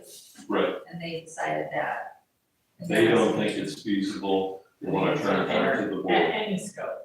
Right, I just want to be clear that that's what we're saying, is not worth the discussion at any scope. Well, define the scope. Where do you want to go with this? You already know how I feel, and I just cannot invest that kind of time for us when we have no appetite. I am a proponent of property owners' rights. What I think we have to consider is that this is desirable property and who are we trying to be? What if 50% or more of the lake line is filled up with short-term rentals? I'm not saying it will be, I'm just saying, like, if we're gonna get outlandish about it, is that the community that we're trying to build? And what does that mean for the school, the firefighters, ordinance enforcement, emergency response? What does that mean to have that kind of traffic through here? Now, it might be wonderful for business and for tax revenue to have non-homesteaded properties. I just wish that we had a better handle of what is the kind of community that we're trying to cultivate in Sanford, Michigan? Because I don't wanna see that eroded. So. And they heard that And from you. maybe part of that would be for the board to think about it for a bit and redefine what we mean by short-term rental. Are we talking about short-term rental of your private residence? In other words, my PRE residence I'm gonna go away to Florida for a month in the winter and I short-term rent for a couple weeks to somebody? Is that what we're trying to legislate? Or are we trying to legislate homes that are non-PRE or not primary residence, whatever you wanna call them, and that are only short-term rentals rolling over every week or every, in less than a month? I think we, as a board, if we want the planning commission to pursue this, we have to define what we're trying to legislate a little bit more. I think if there's no appetite though, that's not a good use of time. I think if they don't have appetite for it, which I respect, I don't wanna push for that. I just wanna say, once that happens, you can never change it. It's just, that's the way it is, because we chose not to take any type of measure to say, do we wanna, I'm not even saying that we have to have an impact on it, I'm saying it's something to consider, and that it is happening in Michigan, and I do think lake towns are more vulnerable, and invasive is too strong of a word, but I'm just trying to think of Sanford has an opportunity to reinvent themselves on the other side of the lake coming back, and who are we trying to be? That's all. So, that's all I gotta say, but if the planning commission doesn't have appetite for it, it's really hard for people to feel motivated to contribute to that if they don't have appetite for it, so I don't feel comfortable pushing for that. Well, and I think it was a wide open, short-term rental was a wide open, I think I think we need to define it more, or we should define it more for a board. You have Does to this decide. board think that's a good use of time? I guess that's my next question. I think we have to decide what we're trying to regulate first. That's Because what I'm trying to say. what the planning commission is doing is saying, we're gonna do it like everybody else. Everybody else is doing this massive thing where you need 2 ordinance officers, let's say, or you need whatever. And that's because, this is how his eyes go up there. So we have to define what we wanna regulate. And whether those things are good for our public, because we have to keep in mind the people that own those homes as well as the people that live next door. And we didn't do that. What we did was say, what are other townships doing? Let's get their documents. Let's see what we can do. And when we talked to the lawyer, he's like, well, this is too much of an expense for your township and, in manpower.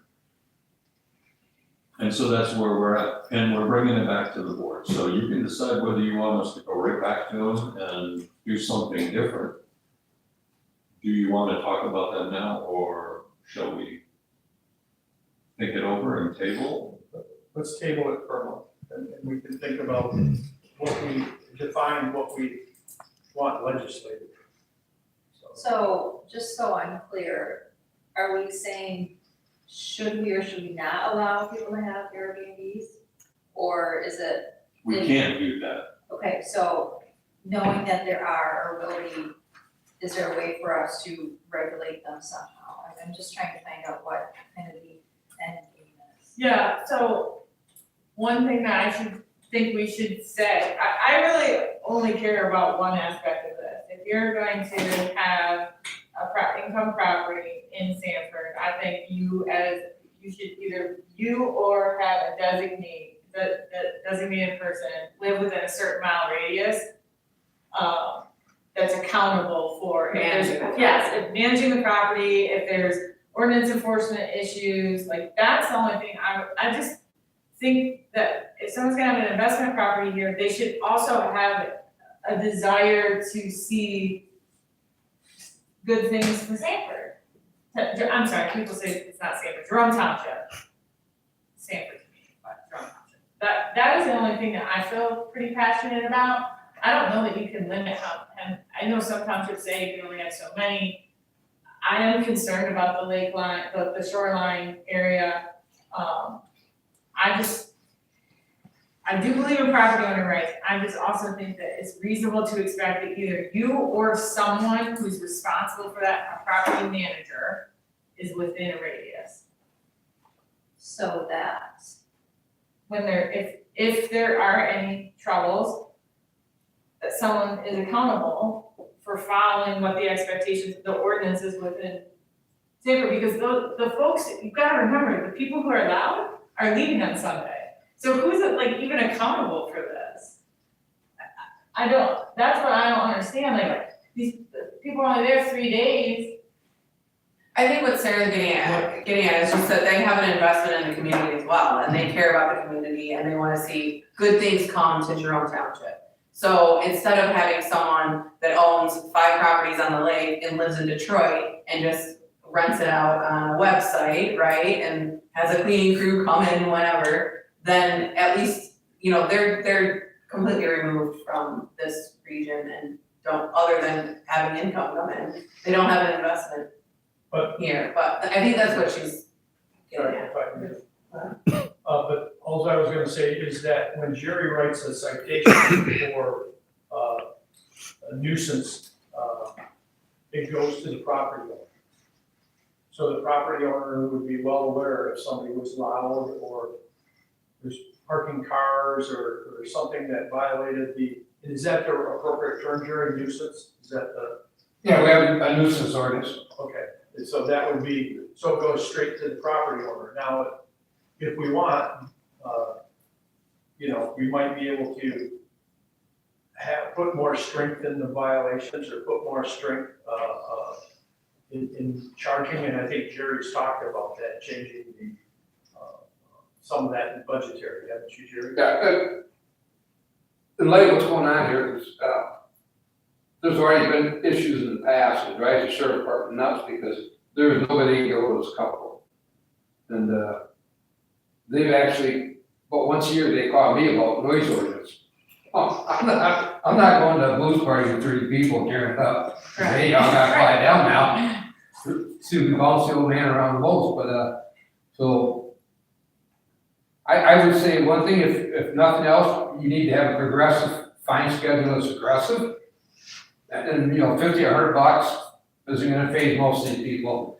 And I honestly feel bad for anybody that's living next to some of these, because we've already seen a sample up on Peterson Drive where it's party time, I mean, and I've been that guy. They're there for the weekend, or they're there for the week, and they're on vacation, they're having a good time, it doesn't matter that their neighbor has to get up at 5 in the morning and go to work. Yep, yeah.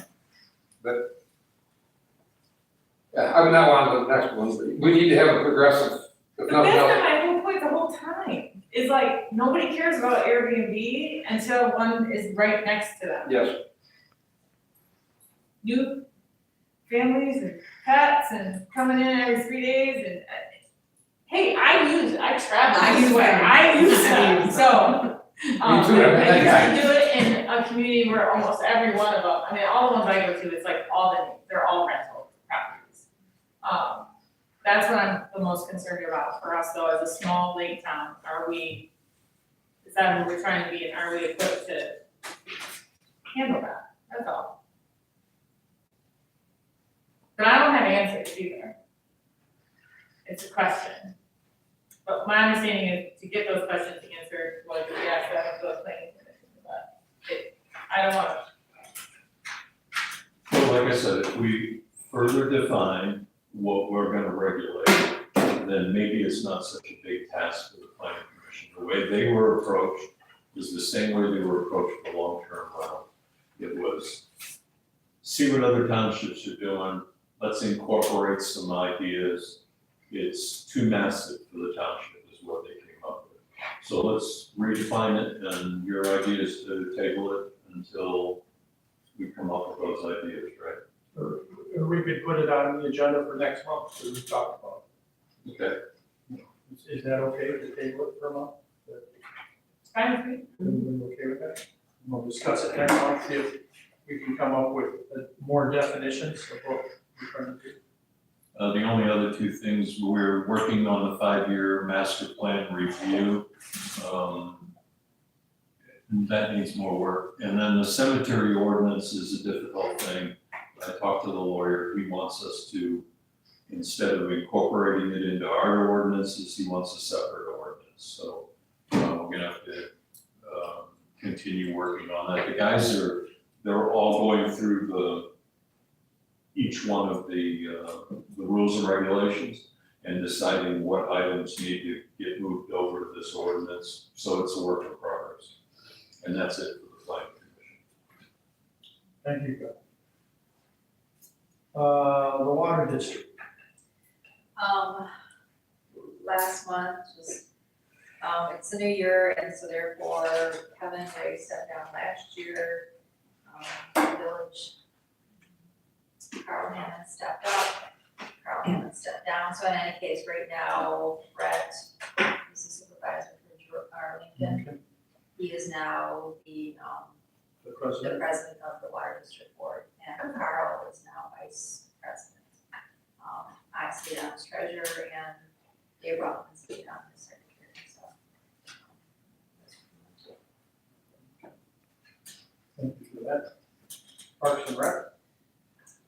Okay, there's not a lot going on other than I just really want to thank Kathy Kinkoma for, getting grants and, for the, shuffleboard court.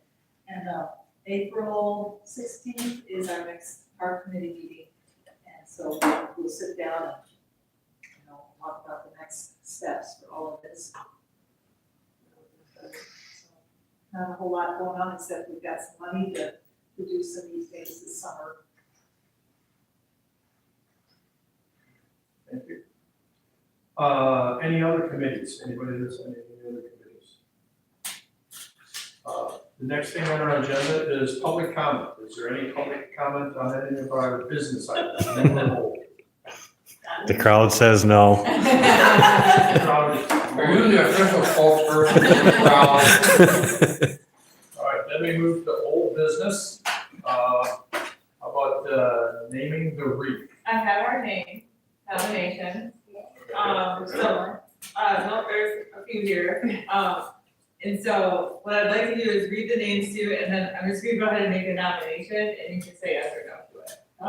But I'll read them all to you, if you say no to it, you can make a nomination for the next one, You okay? said these come from the school? Well, I'm gonna read you the Facebook ones first, because there were people that commented on Facebook.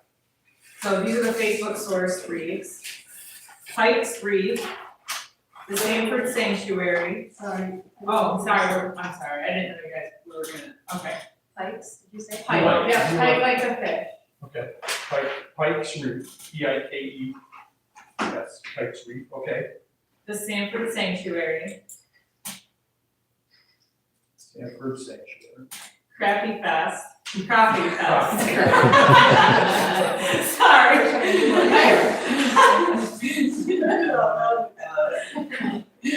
You sure you're not city girl? Oh, I don't know what's happening to me today. Maybe we should turn it the other way. The Fish Factory. So those were, Facebook sourced.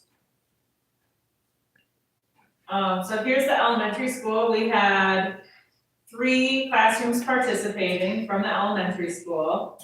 And, these are the names. Oh, this is gonna be good. Well, creative. Diamond Smith School Wreath. Diamond Smith. Yes, I don't have contact on them. Okay, 6-7 Reefs. Oh my. 6, 7 wreath. Is that a thing? 6-7. Yes. What's the thing, is it sexual or something? No. No? Oh. It's just a thing kids say. It's just a thing, it's, yeah, no. Oh, man, I'm getting old, everybody knows about this but me. I don't know. Say celebrate, say 6, 7. Every time, it's like. Yeah. Wow. So the next one is Rockin', but ROCKN, Reefs. This is really fun to read through, oh my god, okay? The next one is Mustang Tough Reef.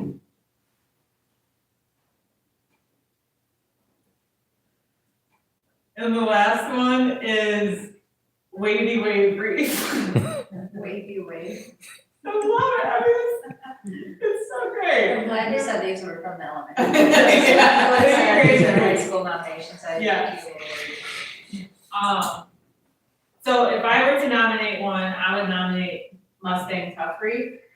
I think it's just fun, I think it's the school, I think it's the kids. I would prefer that we pick one from the elementary school, but obviously if you're in love with something else, I can get behind that, but that's the name I would. So what does it mean? I'm not.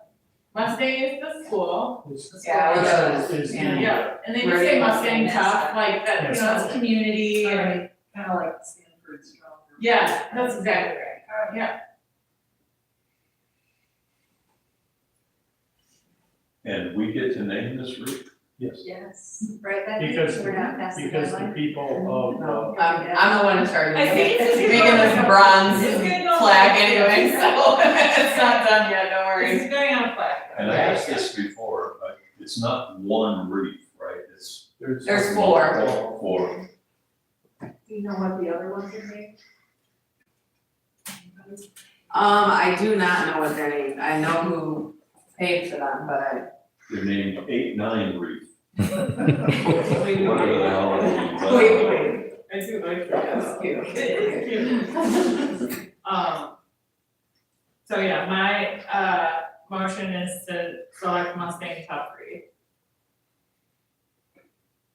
Would it just be one name or one for each one of the four? one No, we name, just get to cause name. the other people get to name their reef. Oh, We have one.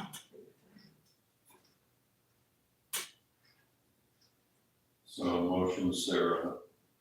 And you Joe. can say no, you don't have to say yes to it, my feelings will be Oh, hurt. yeah. Anybody want to second that or come up with another nomination?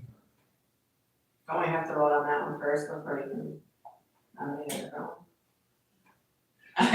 We're not appointing it. If we vote. That's only appointing. Okay, I don't know how this works. No, no. I've never named a It's- reef it's- before, it's- so. In my opinion, it's open, but I mean, I kinda like Sanford Sanctuary too, but I mean, in, but I do I want think something I- like community wise, I you know? I can live with Mustang Tough Reef. I do too. But in my opinion, the Sanford Sanctuary, it's a nice name, but the money came from Jerome, Oh, yeah, that's true, that's true. not from the village of Sanford. Mm-hmm. So residents within that pay property tax to us, but anyways, but I would, in my opinion, I can live with Mustang Tough, but that's, So how do people find out that this has been named? Is it going on a map or something? and we get a plaque. So yeah, I do have a plan for you Plaque. today, A but it plaque. doesn't have your name on it, but we are putting together like a bronze plaque that we're working on whether we're gonna put it in the county park, like where the boat launch and everything is, and so it'll have a map of the lake and it'll have all four reefs with their location and the name of them. Okay, So, does anybody That's why I use the name. think of any better name? I like Fish Factory, because that's what they are, but you know, I'm not, like I said, I'm not familiar with the schools, and I like the idea of it coming from the schools. As a biologist, I like Fish Factory.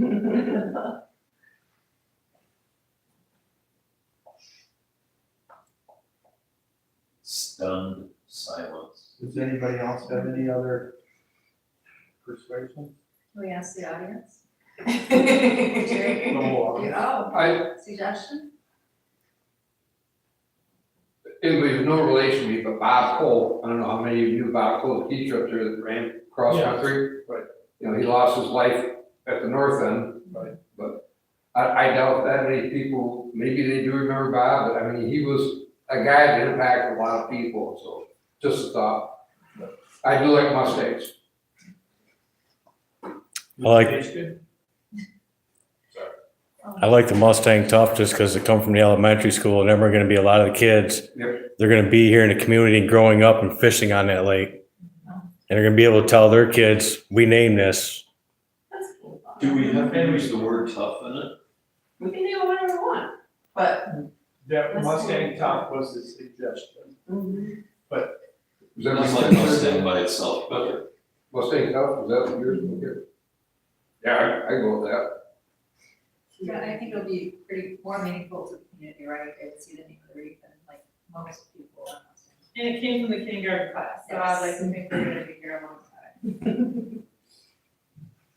I wonder if I can put like a thank you to Well, I think This is if we select that, I'm sorry, I should disclose this too. If we select that name, I'm gonna buy Swedish fish for the whole classroom, like the box of Swedish fish. To the winning classroom, like that was my plan to, like, as long as their administration agrees to that, I just think that it would be cool for them to say, your name was selected and everybody gets a box of I'll Swedish go fish. with that. That sounds like a wonderful idea.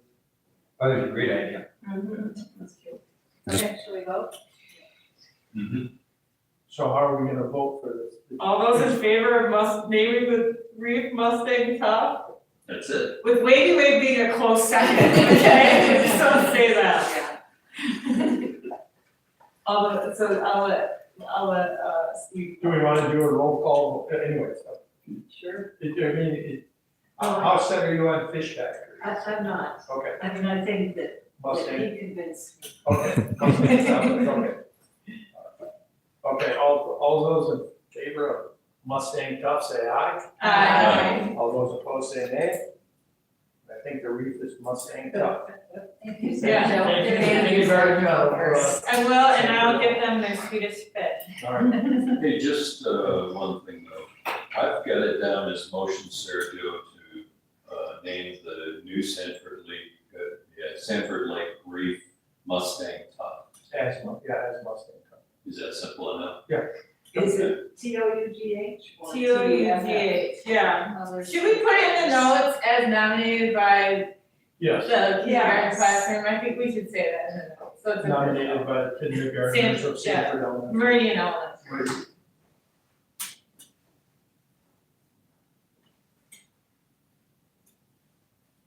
Okay, emailing the principal right now. It's official. The meeting's not over. Oh, sorry, I'm sorry. I'm Motion passed. Motion to email the principal. New business, we Yeah. have, the board review resolutions. We do this every year. It is the poverty resolution that is next. And it's, 26? Today's date, 11A. 25th, yeah, 11A. I believe there's and I'm digging for it, apologize. There's a matrix on it. That shows, the poverty guidelines. And again, we pass this every year. But to get 100% poverty exemption and not pay your property, you can see it's 15,650, and that's the state and federal mandates.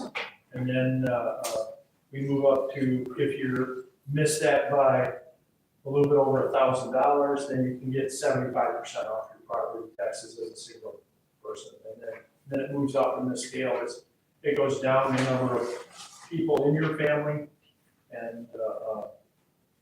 And this is put forth by Ron Townsich, our assessor, but we have to pass this. And this is a resolution. It will be a roll call vote. We need one of the board members to offer this resolution up and then second it. And then when we're ready, Gil will do a roll call vote. Are there any questions on this resolution at all?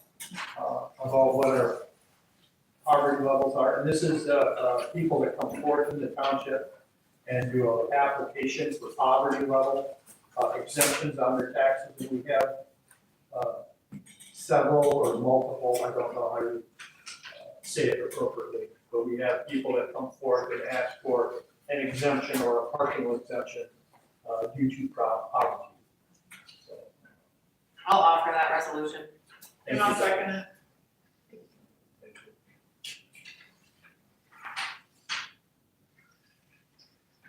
I'm sorry, who did first? Becky was first, Becky did first.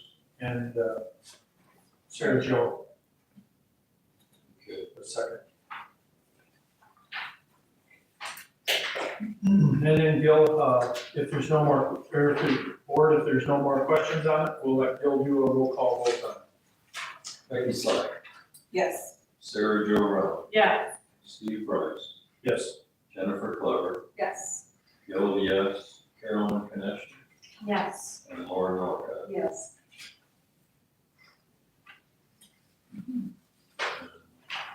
Now I have to find out what I did with the other resolution. And I have it here if you want it, I it's got B, it. I found it. That's the resolution for abandoned property. And this is, it speeds up for the county. If you don't pay your property taxes on a property that does not have an occupancy, in other words, it does not have an occupied dwelling, it speeds up the process in foreclosure. This is another thing that we do every year at this time, and turn it over to the treasurer for that. Otherwise, it will take, I believe, an extra year for the property to be foreclosed if it's, and that's why it's called an abandoned property act, because it's a property without an occupied dwelling. So it's vacant land. If the vacant land comes up, it goes quicker to be foreclosed on.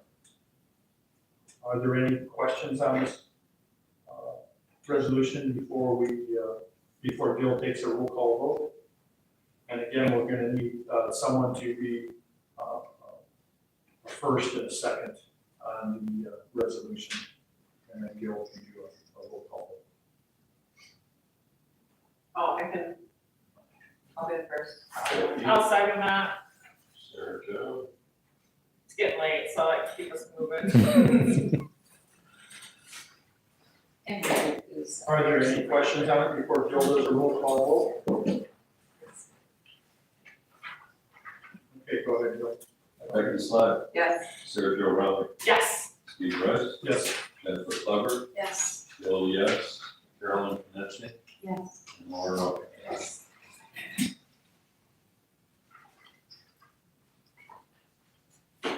Okay. The next thing that we have is dates for the budget workshop.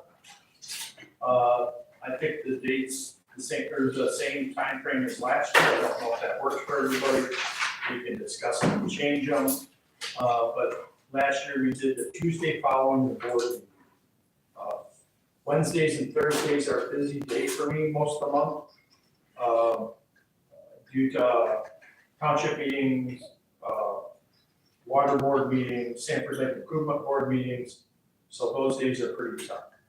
Are Tuesdays okay, or we could do Wednesdays, like the fourth Wednesday of the month, if you want to go that far, but if we go that far, then we'll have to start in February. So we'd have to start in a week or so, because we need to get stuff done in the right time. Right. So if I could interject, Yes, sir. the first two, I won't be coming to. So if you can do without me, then you can keep these dates as is. But I won't be showing up for those two. Okay. Okay. I can give you the presentation and the other thing. That sounds good. We can talk sidebar of what we discussed.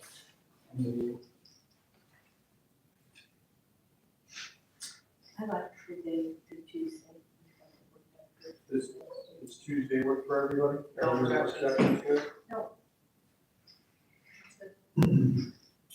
Okay, I guess I can make the resolution that these will be the dates for the budget, if you want to go. Are there any more questions on the date before we vote on them? Hearing none, all those in favor of Tuesdays being the date of the budgetary meeting, say aye. Aye. All those opposed say nay. And Tuesdays are. I'll get those posted tomorrow. All right, thank you, Joe. The next thing on the agenda is the MCTOA meeting in March. I believe, you have a flyer on that that's included in the package. There is no cost for the dinner, and it's at Ingersoll Township. I was gonna, and I filled out with Gil, or asked Gil a resolution to allow people to go. I still think we should pass that resolution. Oh, this thing that you gave me at the beginning of the meeting? Yes, Are you saying you want this in the meeting minutes, the way it's written? well, it's the motion that I would like to make, yes. Okay. And it's just a motion, it's the standard CUA motion to promote education and relationships with other townships within Midland County. The township will cover the cost for the MCOT March meeting, the 5th at Ingersoll Township. For all townships officials, which would include elected officials within the township, their appointed deputies, the fire chief and the fire chief's appointed deputy. Are gas also no cost? Yes, that's what the flyer says, it is no cost. But of course, the township officials, the fire chief, and the people that I just mentioned get mileage. The township will pay mileage for that. It is a county meeting for all township officials. Are there any questions on that motion? All those in favor say aye. All those opposed say nay. Thank you for that. There is an MTA Capital Conference, if you want to go to Lansing, it is March 17th. Is there anybody that thinks about going or is interested in going at all? And if there's, I'm not planning on going at this time. And I'm not hearing much interest to go down and we'll see our senators and our congressmen. You okay with me leaving that out of the minutes? Yes, we didn't make a motion on it, so yes. Moving on, we have a waste assessment refund request. That was called into me. And I believe, Jennifer has some more, information on that, yes. So, I sent you guys an email just to give you the information. Gentleman called, he found out that he had been charged a solid waste charge.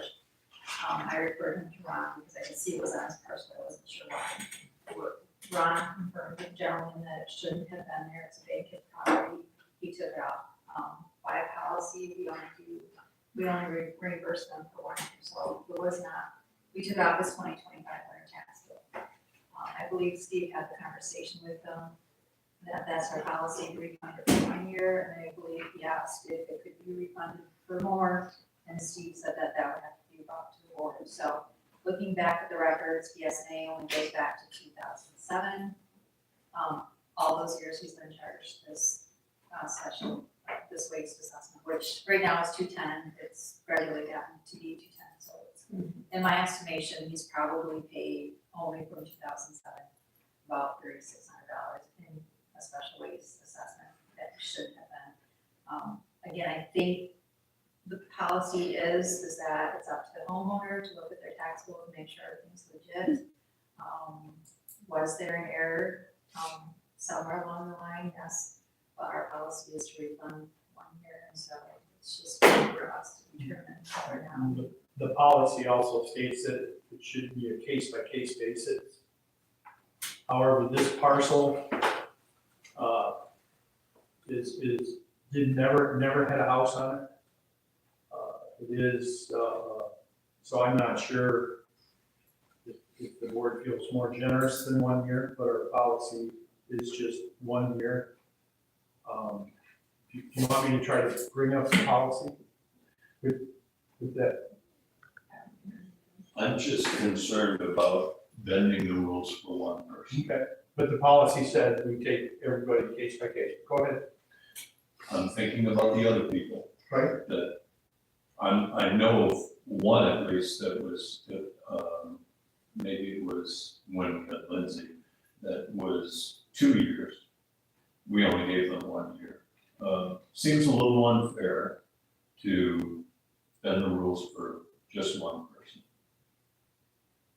I'm against it. I agree, I think that there's a challenge with the case by case language, because there has to be equity about how we treat residents. There's a policy for a reason, right? Now, if we think we need to revisit the policy, I'm also open to that. I just think that I would really not like to do it one way for one person, another way for another person. It just feels too subjective to me. Now, also, I'd be like, that was a lot of money. You know what I mean? So I'm of two minds on the subject, which is why you have policy, right? So the policy sets the precedent so that you don't have to agonize over these kinds of issues.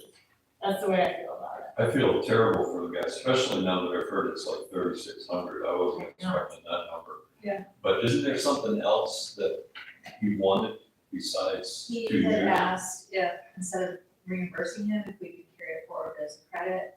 I looked at the SNA, you can do it in the system, but I'm not. a I feel huge like fan if of you that. put a credit in BSNA, then when you give Midland your final, Right. your final tax bill, they're gonna say, oh, this person has a credit, we didn't issue a refund or rent. Yeah. So I sent an email to Shelley to see how that would work going over, several fiscal Right. years and it's actually like 2 people paid for this one parcel, so they split. To me, it's just a big headache. I'd rather just give them whatever money we decide, if we decide any money and say, Right. do with it what you want. Mm-hmm. How was this discovered again? The gentleman called me and said, hey, I have a solid waste assessment on my parcel, should it be there? And I said, you do have a solid waste assessment, I'm going to refer you to Ron. And so he spoke to Ron took it off, emailed me, said, Jen, take this off. And then I think the gentleman called Steve, right? And it should have had a solid waste assessment because it's Midland or something? Right, there's- So it's been how many years though? At least, And this is the first time he's looked at it. I mean, this is the first time he's noticed it, I believe. I think everyone was scrutinizing their tax bills a little bit closer this time around, right? Right, definitely. Oh, yeah, everybody wants to see like, okay, how much was my four legs assessment? Yeah, How much exactly. is my weed, Yeah. I mean, like all of that, so. So obviously an error was made. I think when somebody buys a property, they don't tell us, I think the assessment automatically goes on there. I know one time I talked to Ron or a gentleman called and said, hey, why do I have this assessment, different gentleman? It's a vacant property. And so I called Ron and Ron said, oh, as soon as he pulled the building permit, that's when it gets put on there. But this was a different case. And so this gentleman was fine, came and it worked out. But so there's things that trigger getting that Southwest assessment on there. And this was, 20 years ago at least, so who knows what happened. I don't know what happened. I just know that the reason we have a policy, so we don't even have to discuss it. I understand Well, what you're talking I told him I'd bring it to the board, Yeah, no, I understand that, why. because our policy, and I told him our policy states 1 year, but everything's a case by case basis, so if the majority of the board feels that the policy is correct and only 1 year should be refunded, then that is fine. No, I don't like it, that's why we have to go back to what does the policy say, and there has to be equity in how we treat residents. I agree. Is this gonna be your motion, Jennifer? What are the motions? It doesn't matter, it can be. So I would have to make a motion. Okay, so motion Jennifer to, All right, I'm going to make a motion. Wait, why do we have the motion? I motion and then we discuss it, right? No, but she's saying if we're all in agreement that we're following the policy, is there a need for a motion? Because we're going I based on the think- policy. I think it would be fine to make a motion, we'll make a motion. Okay. Doesn't the policy say, Of 1 year. the policy, I see what you guys are saying, that Make the motion to follow the because policy. it defines it as 1 Right, year, we yeah. automatically have approval. Yeah, that's what's, yes. I'm just trying to make sure that we don't have to, we're not overworking ourselves with, voting and things like that, because why would we have to vote on it? But I To your think- point, are we voting on following the policy? I think it would be better to have it as a motion because then we have it in the minutes, right? So the gentleman doesn't come back and say, there's no proof here. You guys never discussed Okay, it, okay, there's no proof. I have another question. Did you say That's your moment. that we had refunded more than 1 year at another time? There was another case? no, he said that we didn't, we only refunded the 1 year. Okay. That was his example.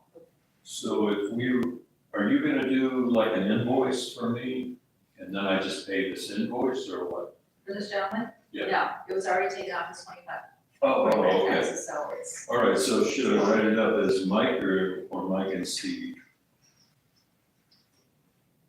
Cause it's got down here Mike and Steve Wheatman. And I don't remember, one brother owns the property and the other brother called out his behalf, but I believe they both split the taxes. Maybe I'll just use the parcel number. There you go.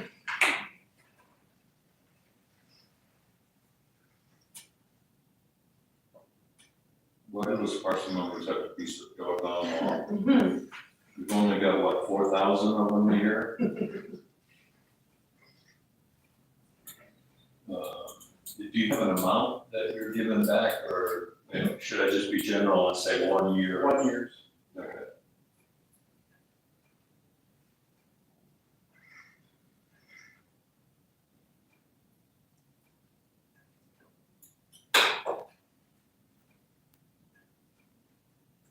I'm not gonna give a reason, I'm just saying that we're voting to refund 1 year waste assessment. Ready? And Jennifer made that. Are there any other questions on that motion? All those in favor say aye. Aye. All those opposed say nay. Thank you for that. The last thing that I have on my agenda is the county forfeiture list. And that is properties that currently as the letter came to me, the county treasurer let me know that the properties that will be foreclosed on March 31st of this year, that are delinquent in their taxes.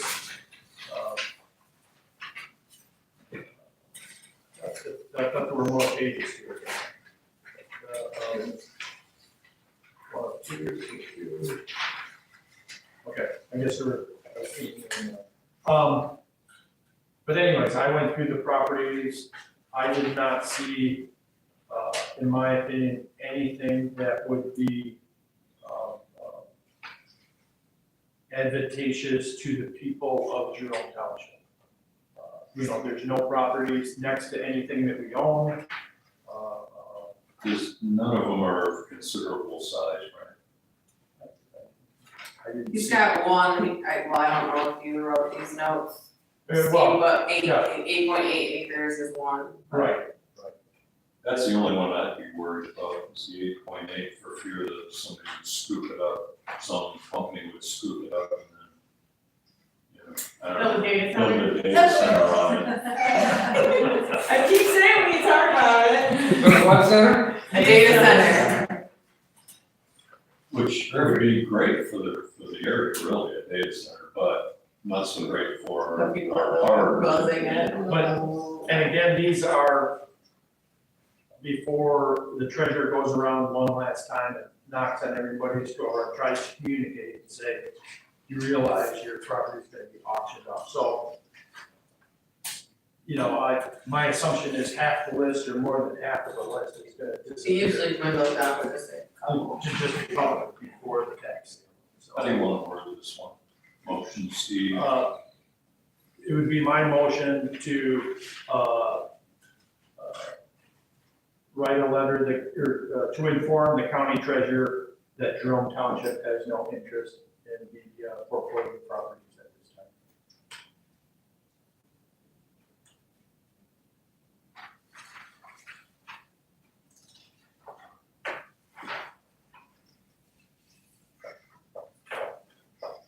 Get it.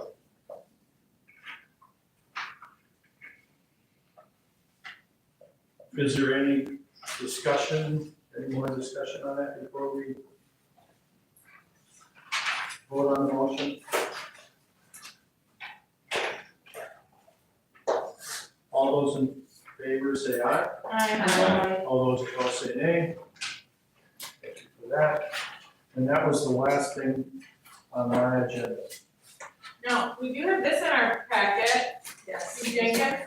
Yeah, I was gonna bring that up. Oh, okay.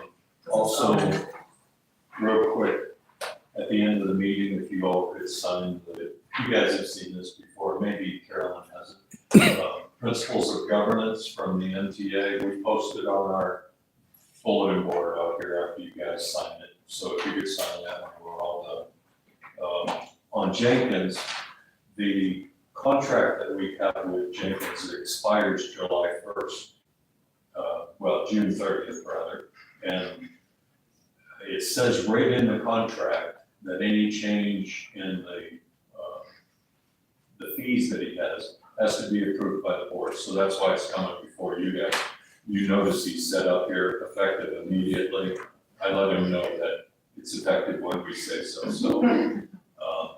but here's the idea, if foundations, you can forget about that, we're already charging that. But on these other items, what he wants to do is, I can't remember how many townships he does their cemeteries, I think it's 8 of them. He wants to have the same price for every cemetery, and it's us and I think one other that isn't the same price, so he's trying to consolidate all of these. That's his main reason for doing it. Well, the price is the price, right? This is a service that we pay for, like,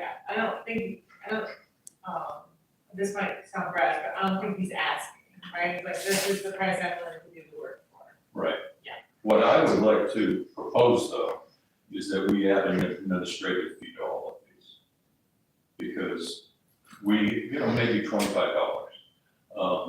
Because the way it works, we're involved in that paper stream. You see it before, Jennifer certainly knows. I don't like that process. I think we should be paid for it. So is that a budget topic, not a right now approval And topic? that's my opinion, let's handle this, let's talk about this in the March meeting, because we sort of need the current rates and what we're doing and see the overall scheme of things, in my opinion. I'm sorry, I don't think we should tell Vaughn that we're not accepting his rate. I don't think we should either. If we wanna talk about administrative. Yeah, that's what I was part saying of for the the budget, I'm happy with that, but I don't think that's how this works.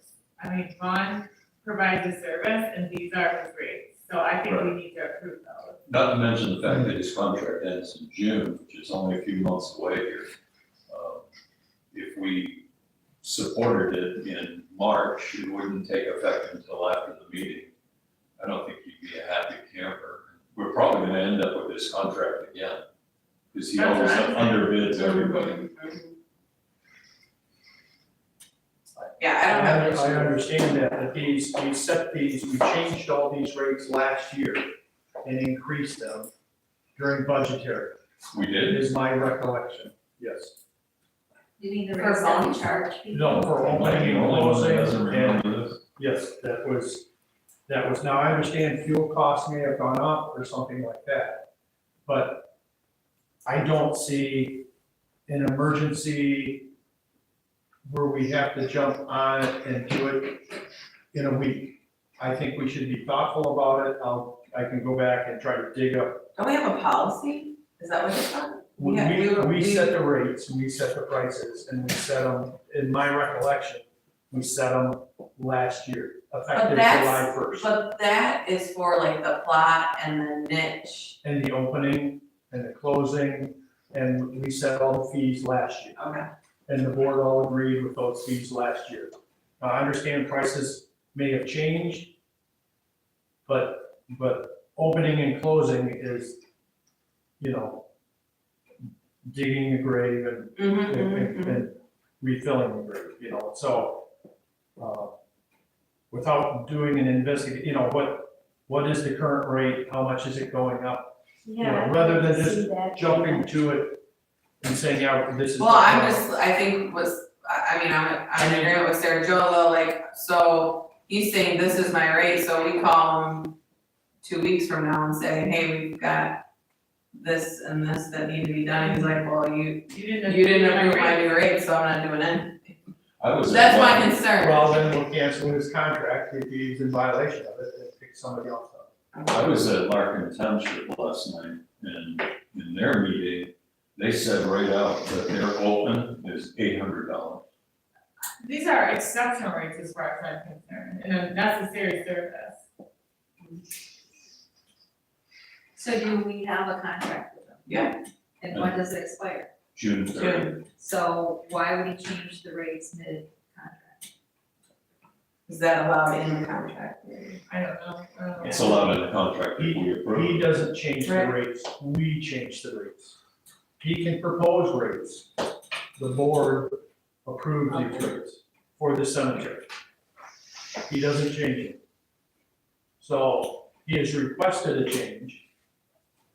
And we can agree with this change, but I think we need a little bit more information. What is the, I mean, I'm looking at this, these are not that big of increases, open and close going to 500, that's only a $25 increase.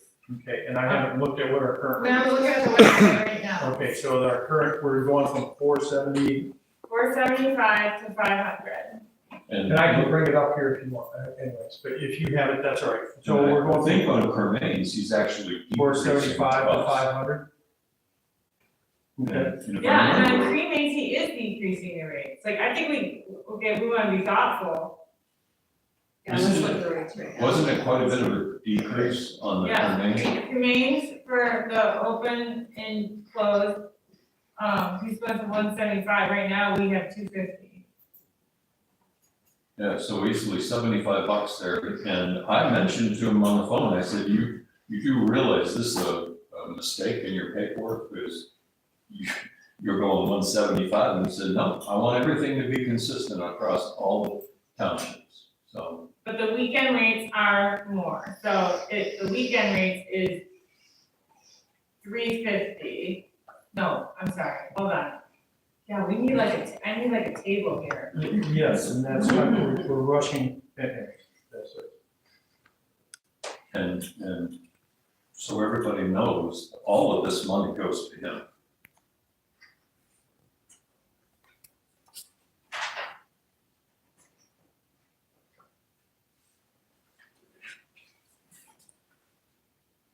So he doesn't have a holiday on. He wants to make Saturdays and Sundays the same price, you'll notice. we Right, got- yeah, he's just saying weekend. So we could And remove it's the cheaper. Saturdays, anyway, but.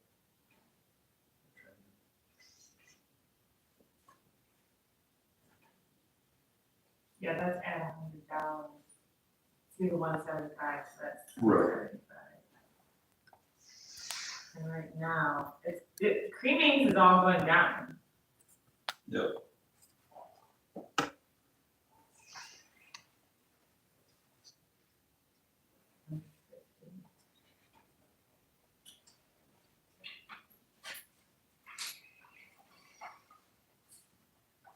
At Larkin last night, they voted to increase the hell out of weekends to prevent people from choosing them. Cause they don't wanna work That's what they Sundays, so. Well, let's not do that. This is 600. That's cheaper. So, This Yeah. is 650, so this is down, if we say Sundays, this is down 50.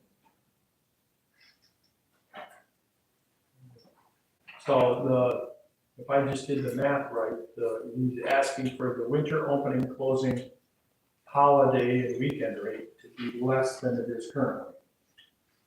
Well, I don't know. I mean, the rate is going from 475 to 500, and you add 100, and it goes to But if you look at, 575.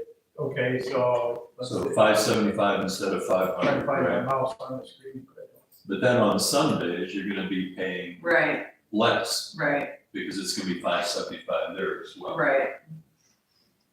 Okay. Yeah, okay, there it is. But for winter, our current thing is 850, or 800 for where the cursor is for, and I don't know if you can A see. winter open close. A winter opening, or a holiday, Sundays and holidays, opening, closing, he wants 750 for it. So that's a reduction Right, from what it is currently. Right, the increase is on the normal weekday. Right. And only by $25. Right.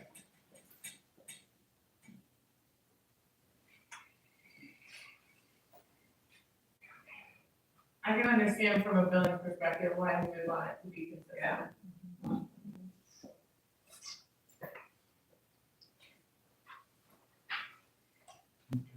Well, it looks like he's being reasonable. I think my first impression was he was not being reasonable.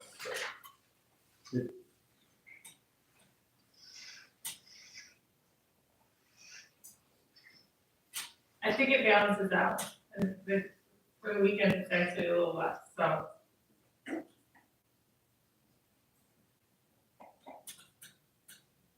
So he's asking for a weekend rate.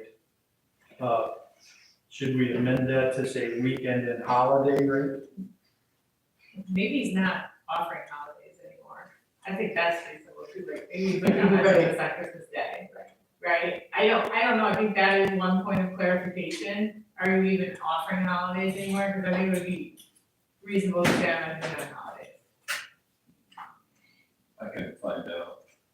We can pass his schedule and then I can add in weekends if he's wanting them, if not, Holidays. holidays. Okay, Yeah, I like the way you worded it with weekends instead of the Saturdays, Sundays, and holidays. Makes it simpler. And it's an essential service, right? I mean, so is the mood changing to, let's consider passing this? Okay, so how about motion, Gil, to approve new cemetery fee schedule? Now, is his cremains, is he talking about that is in the columbarium, or is that also in turning them, burying them? Is that the same way? I'm sorry, I wonder if, when he's talking about cremains, is that the burial and columbarium and turning? not the columbarium. Columbarium is taken care of by our sexton. So he gets the fees for that, whatever is on the Okay, sheet so right he's- now. He's talking about cremains burial. Cremains burial, he has to dig up the ground. Yes, And, yeah. okay. do you want to put an effective date on that? Gil, because we gotta update the website too, right? For accuracy. Yeah, me updating the website's sort of quick thing. Okay. Yeah, I have them do it weekly. I have them do it weekly for me, right, Bill? Daily. The motion, Gil, to approve new cemetery fee schedule, why did I put down the word for? I had a trailing thought that I've lost. No, for open and close. Okay, Is there any more discussion on this before we, or any more questions on it? Hearing none, all those in favor of the new fee schedule say aye. All those opposed say nay. Thank you for that. I have one other matter, if that's okay. Yes, that's what we're into, other matters. At the back of your packet, there might be a 26 Cesspool Centennial event thing. Stanford celebrating their 150th anniversary this year. They're having some events, I just went online and looked them up.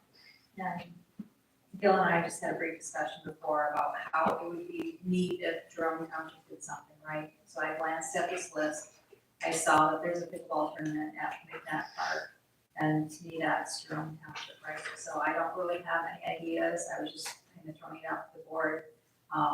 If you have any suggestions about somehow where we can be involved, with saying, hey, this is who we are, this is our park, welcome to Jerome, that type of a thing, I'd be more than happy to help set that up. I can contact Teresa Quintana, she's the chair, and just let her know what our thoughts are. So if anybody has any ideas about what we can do with this township, I'm open to those. I think it'd be great for us to get out there, just show them how amazing we are, right? Like what we've been doing and draw more people to us, so. we're gonna be too busy on the new lake. You who have lakefront properties. Ain't one. So just give that some thought, if you've got any ideas, let me know, and I'll do something like that. I have another matter as well. I think we classify it as another matter, presenting my plaque from the Sanford Lake Association. Is that kind of, Yes, sure. okay? This is for the Jerome Township Board, hang it in the office. So this is, what we're presenting to the major donors that pay for our REIT. And so we appreciate the support from the township, and we know that this is gonna bring, I mean, it's gonna help the lake, it's gonna, you know, bring more people to come and fish and enjoy our lake and enjoy our resources that we have here in Jerome Township, so. Thank you. Was that made by somebody local now? I have to look back at the invoice, but I mean, close by, like in Michigan, but I don't remember who did it, so. Got the really all picture. Very nice. Should pass it around. I'll hang that someplace. Hang it. Do that. Thanks, Becky. You're welcome, thank you. Mustang top reef. Heck yeah. Should we draw one marker? Yeah. There is actually on the back, there's a little sticker on the back that has a jewel that I'm waiting to find out exactly where your reef is, so I can tell you where to put that. Oh, Because I don't know exactly which one's yours, so I have an email out to find out which one's yours, and I'll come in and. they're all ours. Right. Thank you for that. Yes, thank you Representing again. the Sanford Lake Association. Are there any other matters? Adjournment. Wait, well, public comment. You know, we jump in that. No. Are there any, from our massive crowd, are there any public comments? Nope, not tonight. Oh, Let me see, let me get my list out. Come on, everybody speak up. Board member comments. Let's get your Because spoken. of the video recording. So that's why I went to Martin last night to observe theirs. It's a cute little device, it's only about an 8 tall. It's got an eye on the top, which actually has eyes all the way around it, and what it does is if you were to watch the video from home, you've got the township board is up on the top in a square. You've got the audience is in the bottom square, and then in the middle, whoever talks, this thing picks up voices and it knows where to point the camera at. And it puts that person in the middle of the screen. And then, talk to Mandy about it, she's the treasurer, she handles the whole thing. She takes her laptop from her office, hooks up to it, connects to Teams. Microsoft Teams, and the video comes out of that machine, goes into Teams, gets recorded onto their, onto YouTube, and then they post it on their website. Here's the latest meeting. Awesome. That device was $1,045. That's it, that's the only purchase you have to make. The only other thing we're gonna need to look at is Microsoft Teams. I was under the impression it was free. Apparently not. But we So- have it on, I have it on my laptop. I have it on mine too, but apparently to use it in this function, it actually costs money.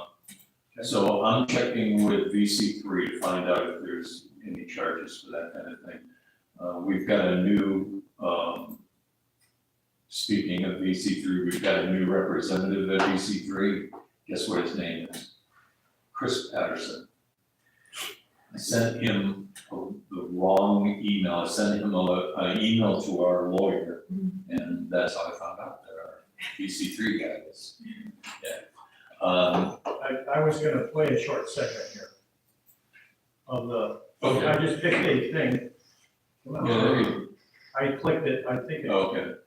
oh, it's not come up there, We sorry. might have to put BD. Yeah, I got go to cast and then share cast.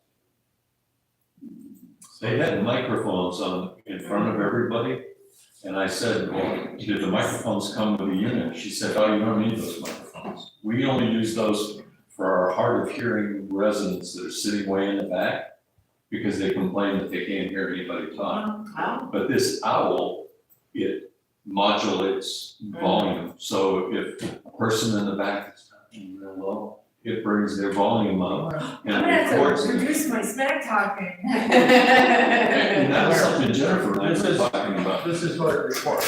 Oh, okay. And the meeting is going on, I have the volume.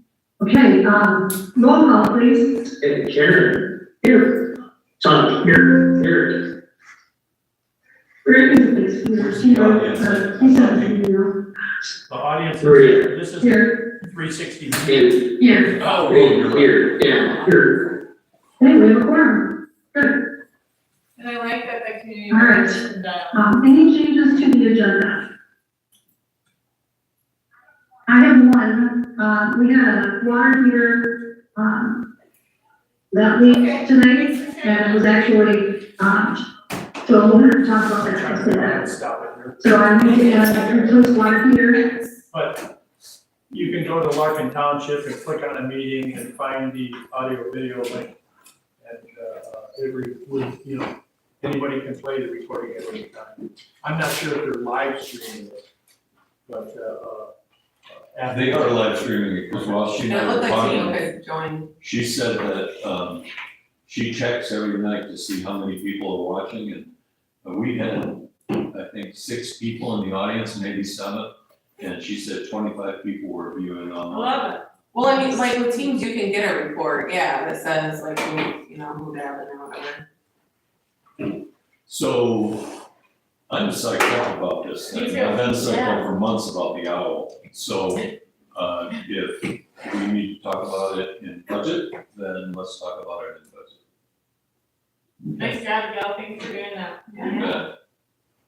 so he formed his own committee to do the. Well, before I me, you just did all the work, so. And I think we have a little table in here. We have to have something about the same height as this. Put it on.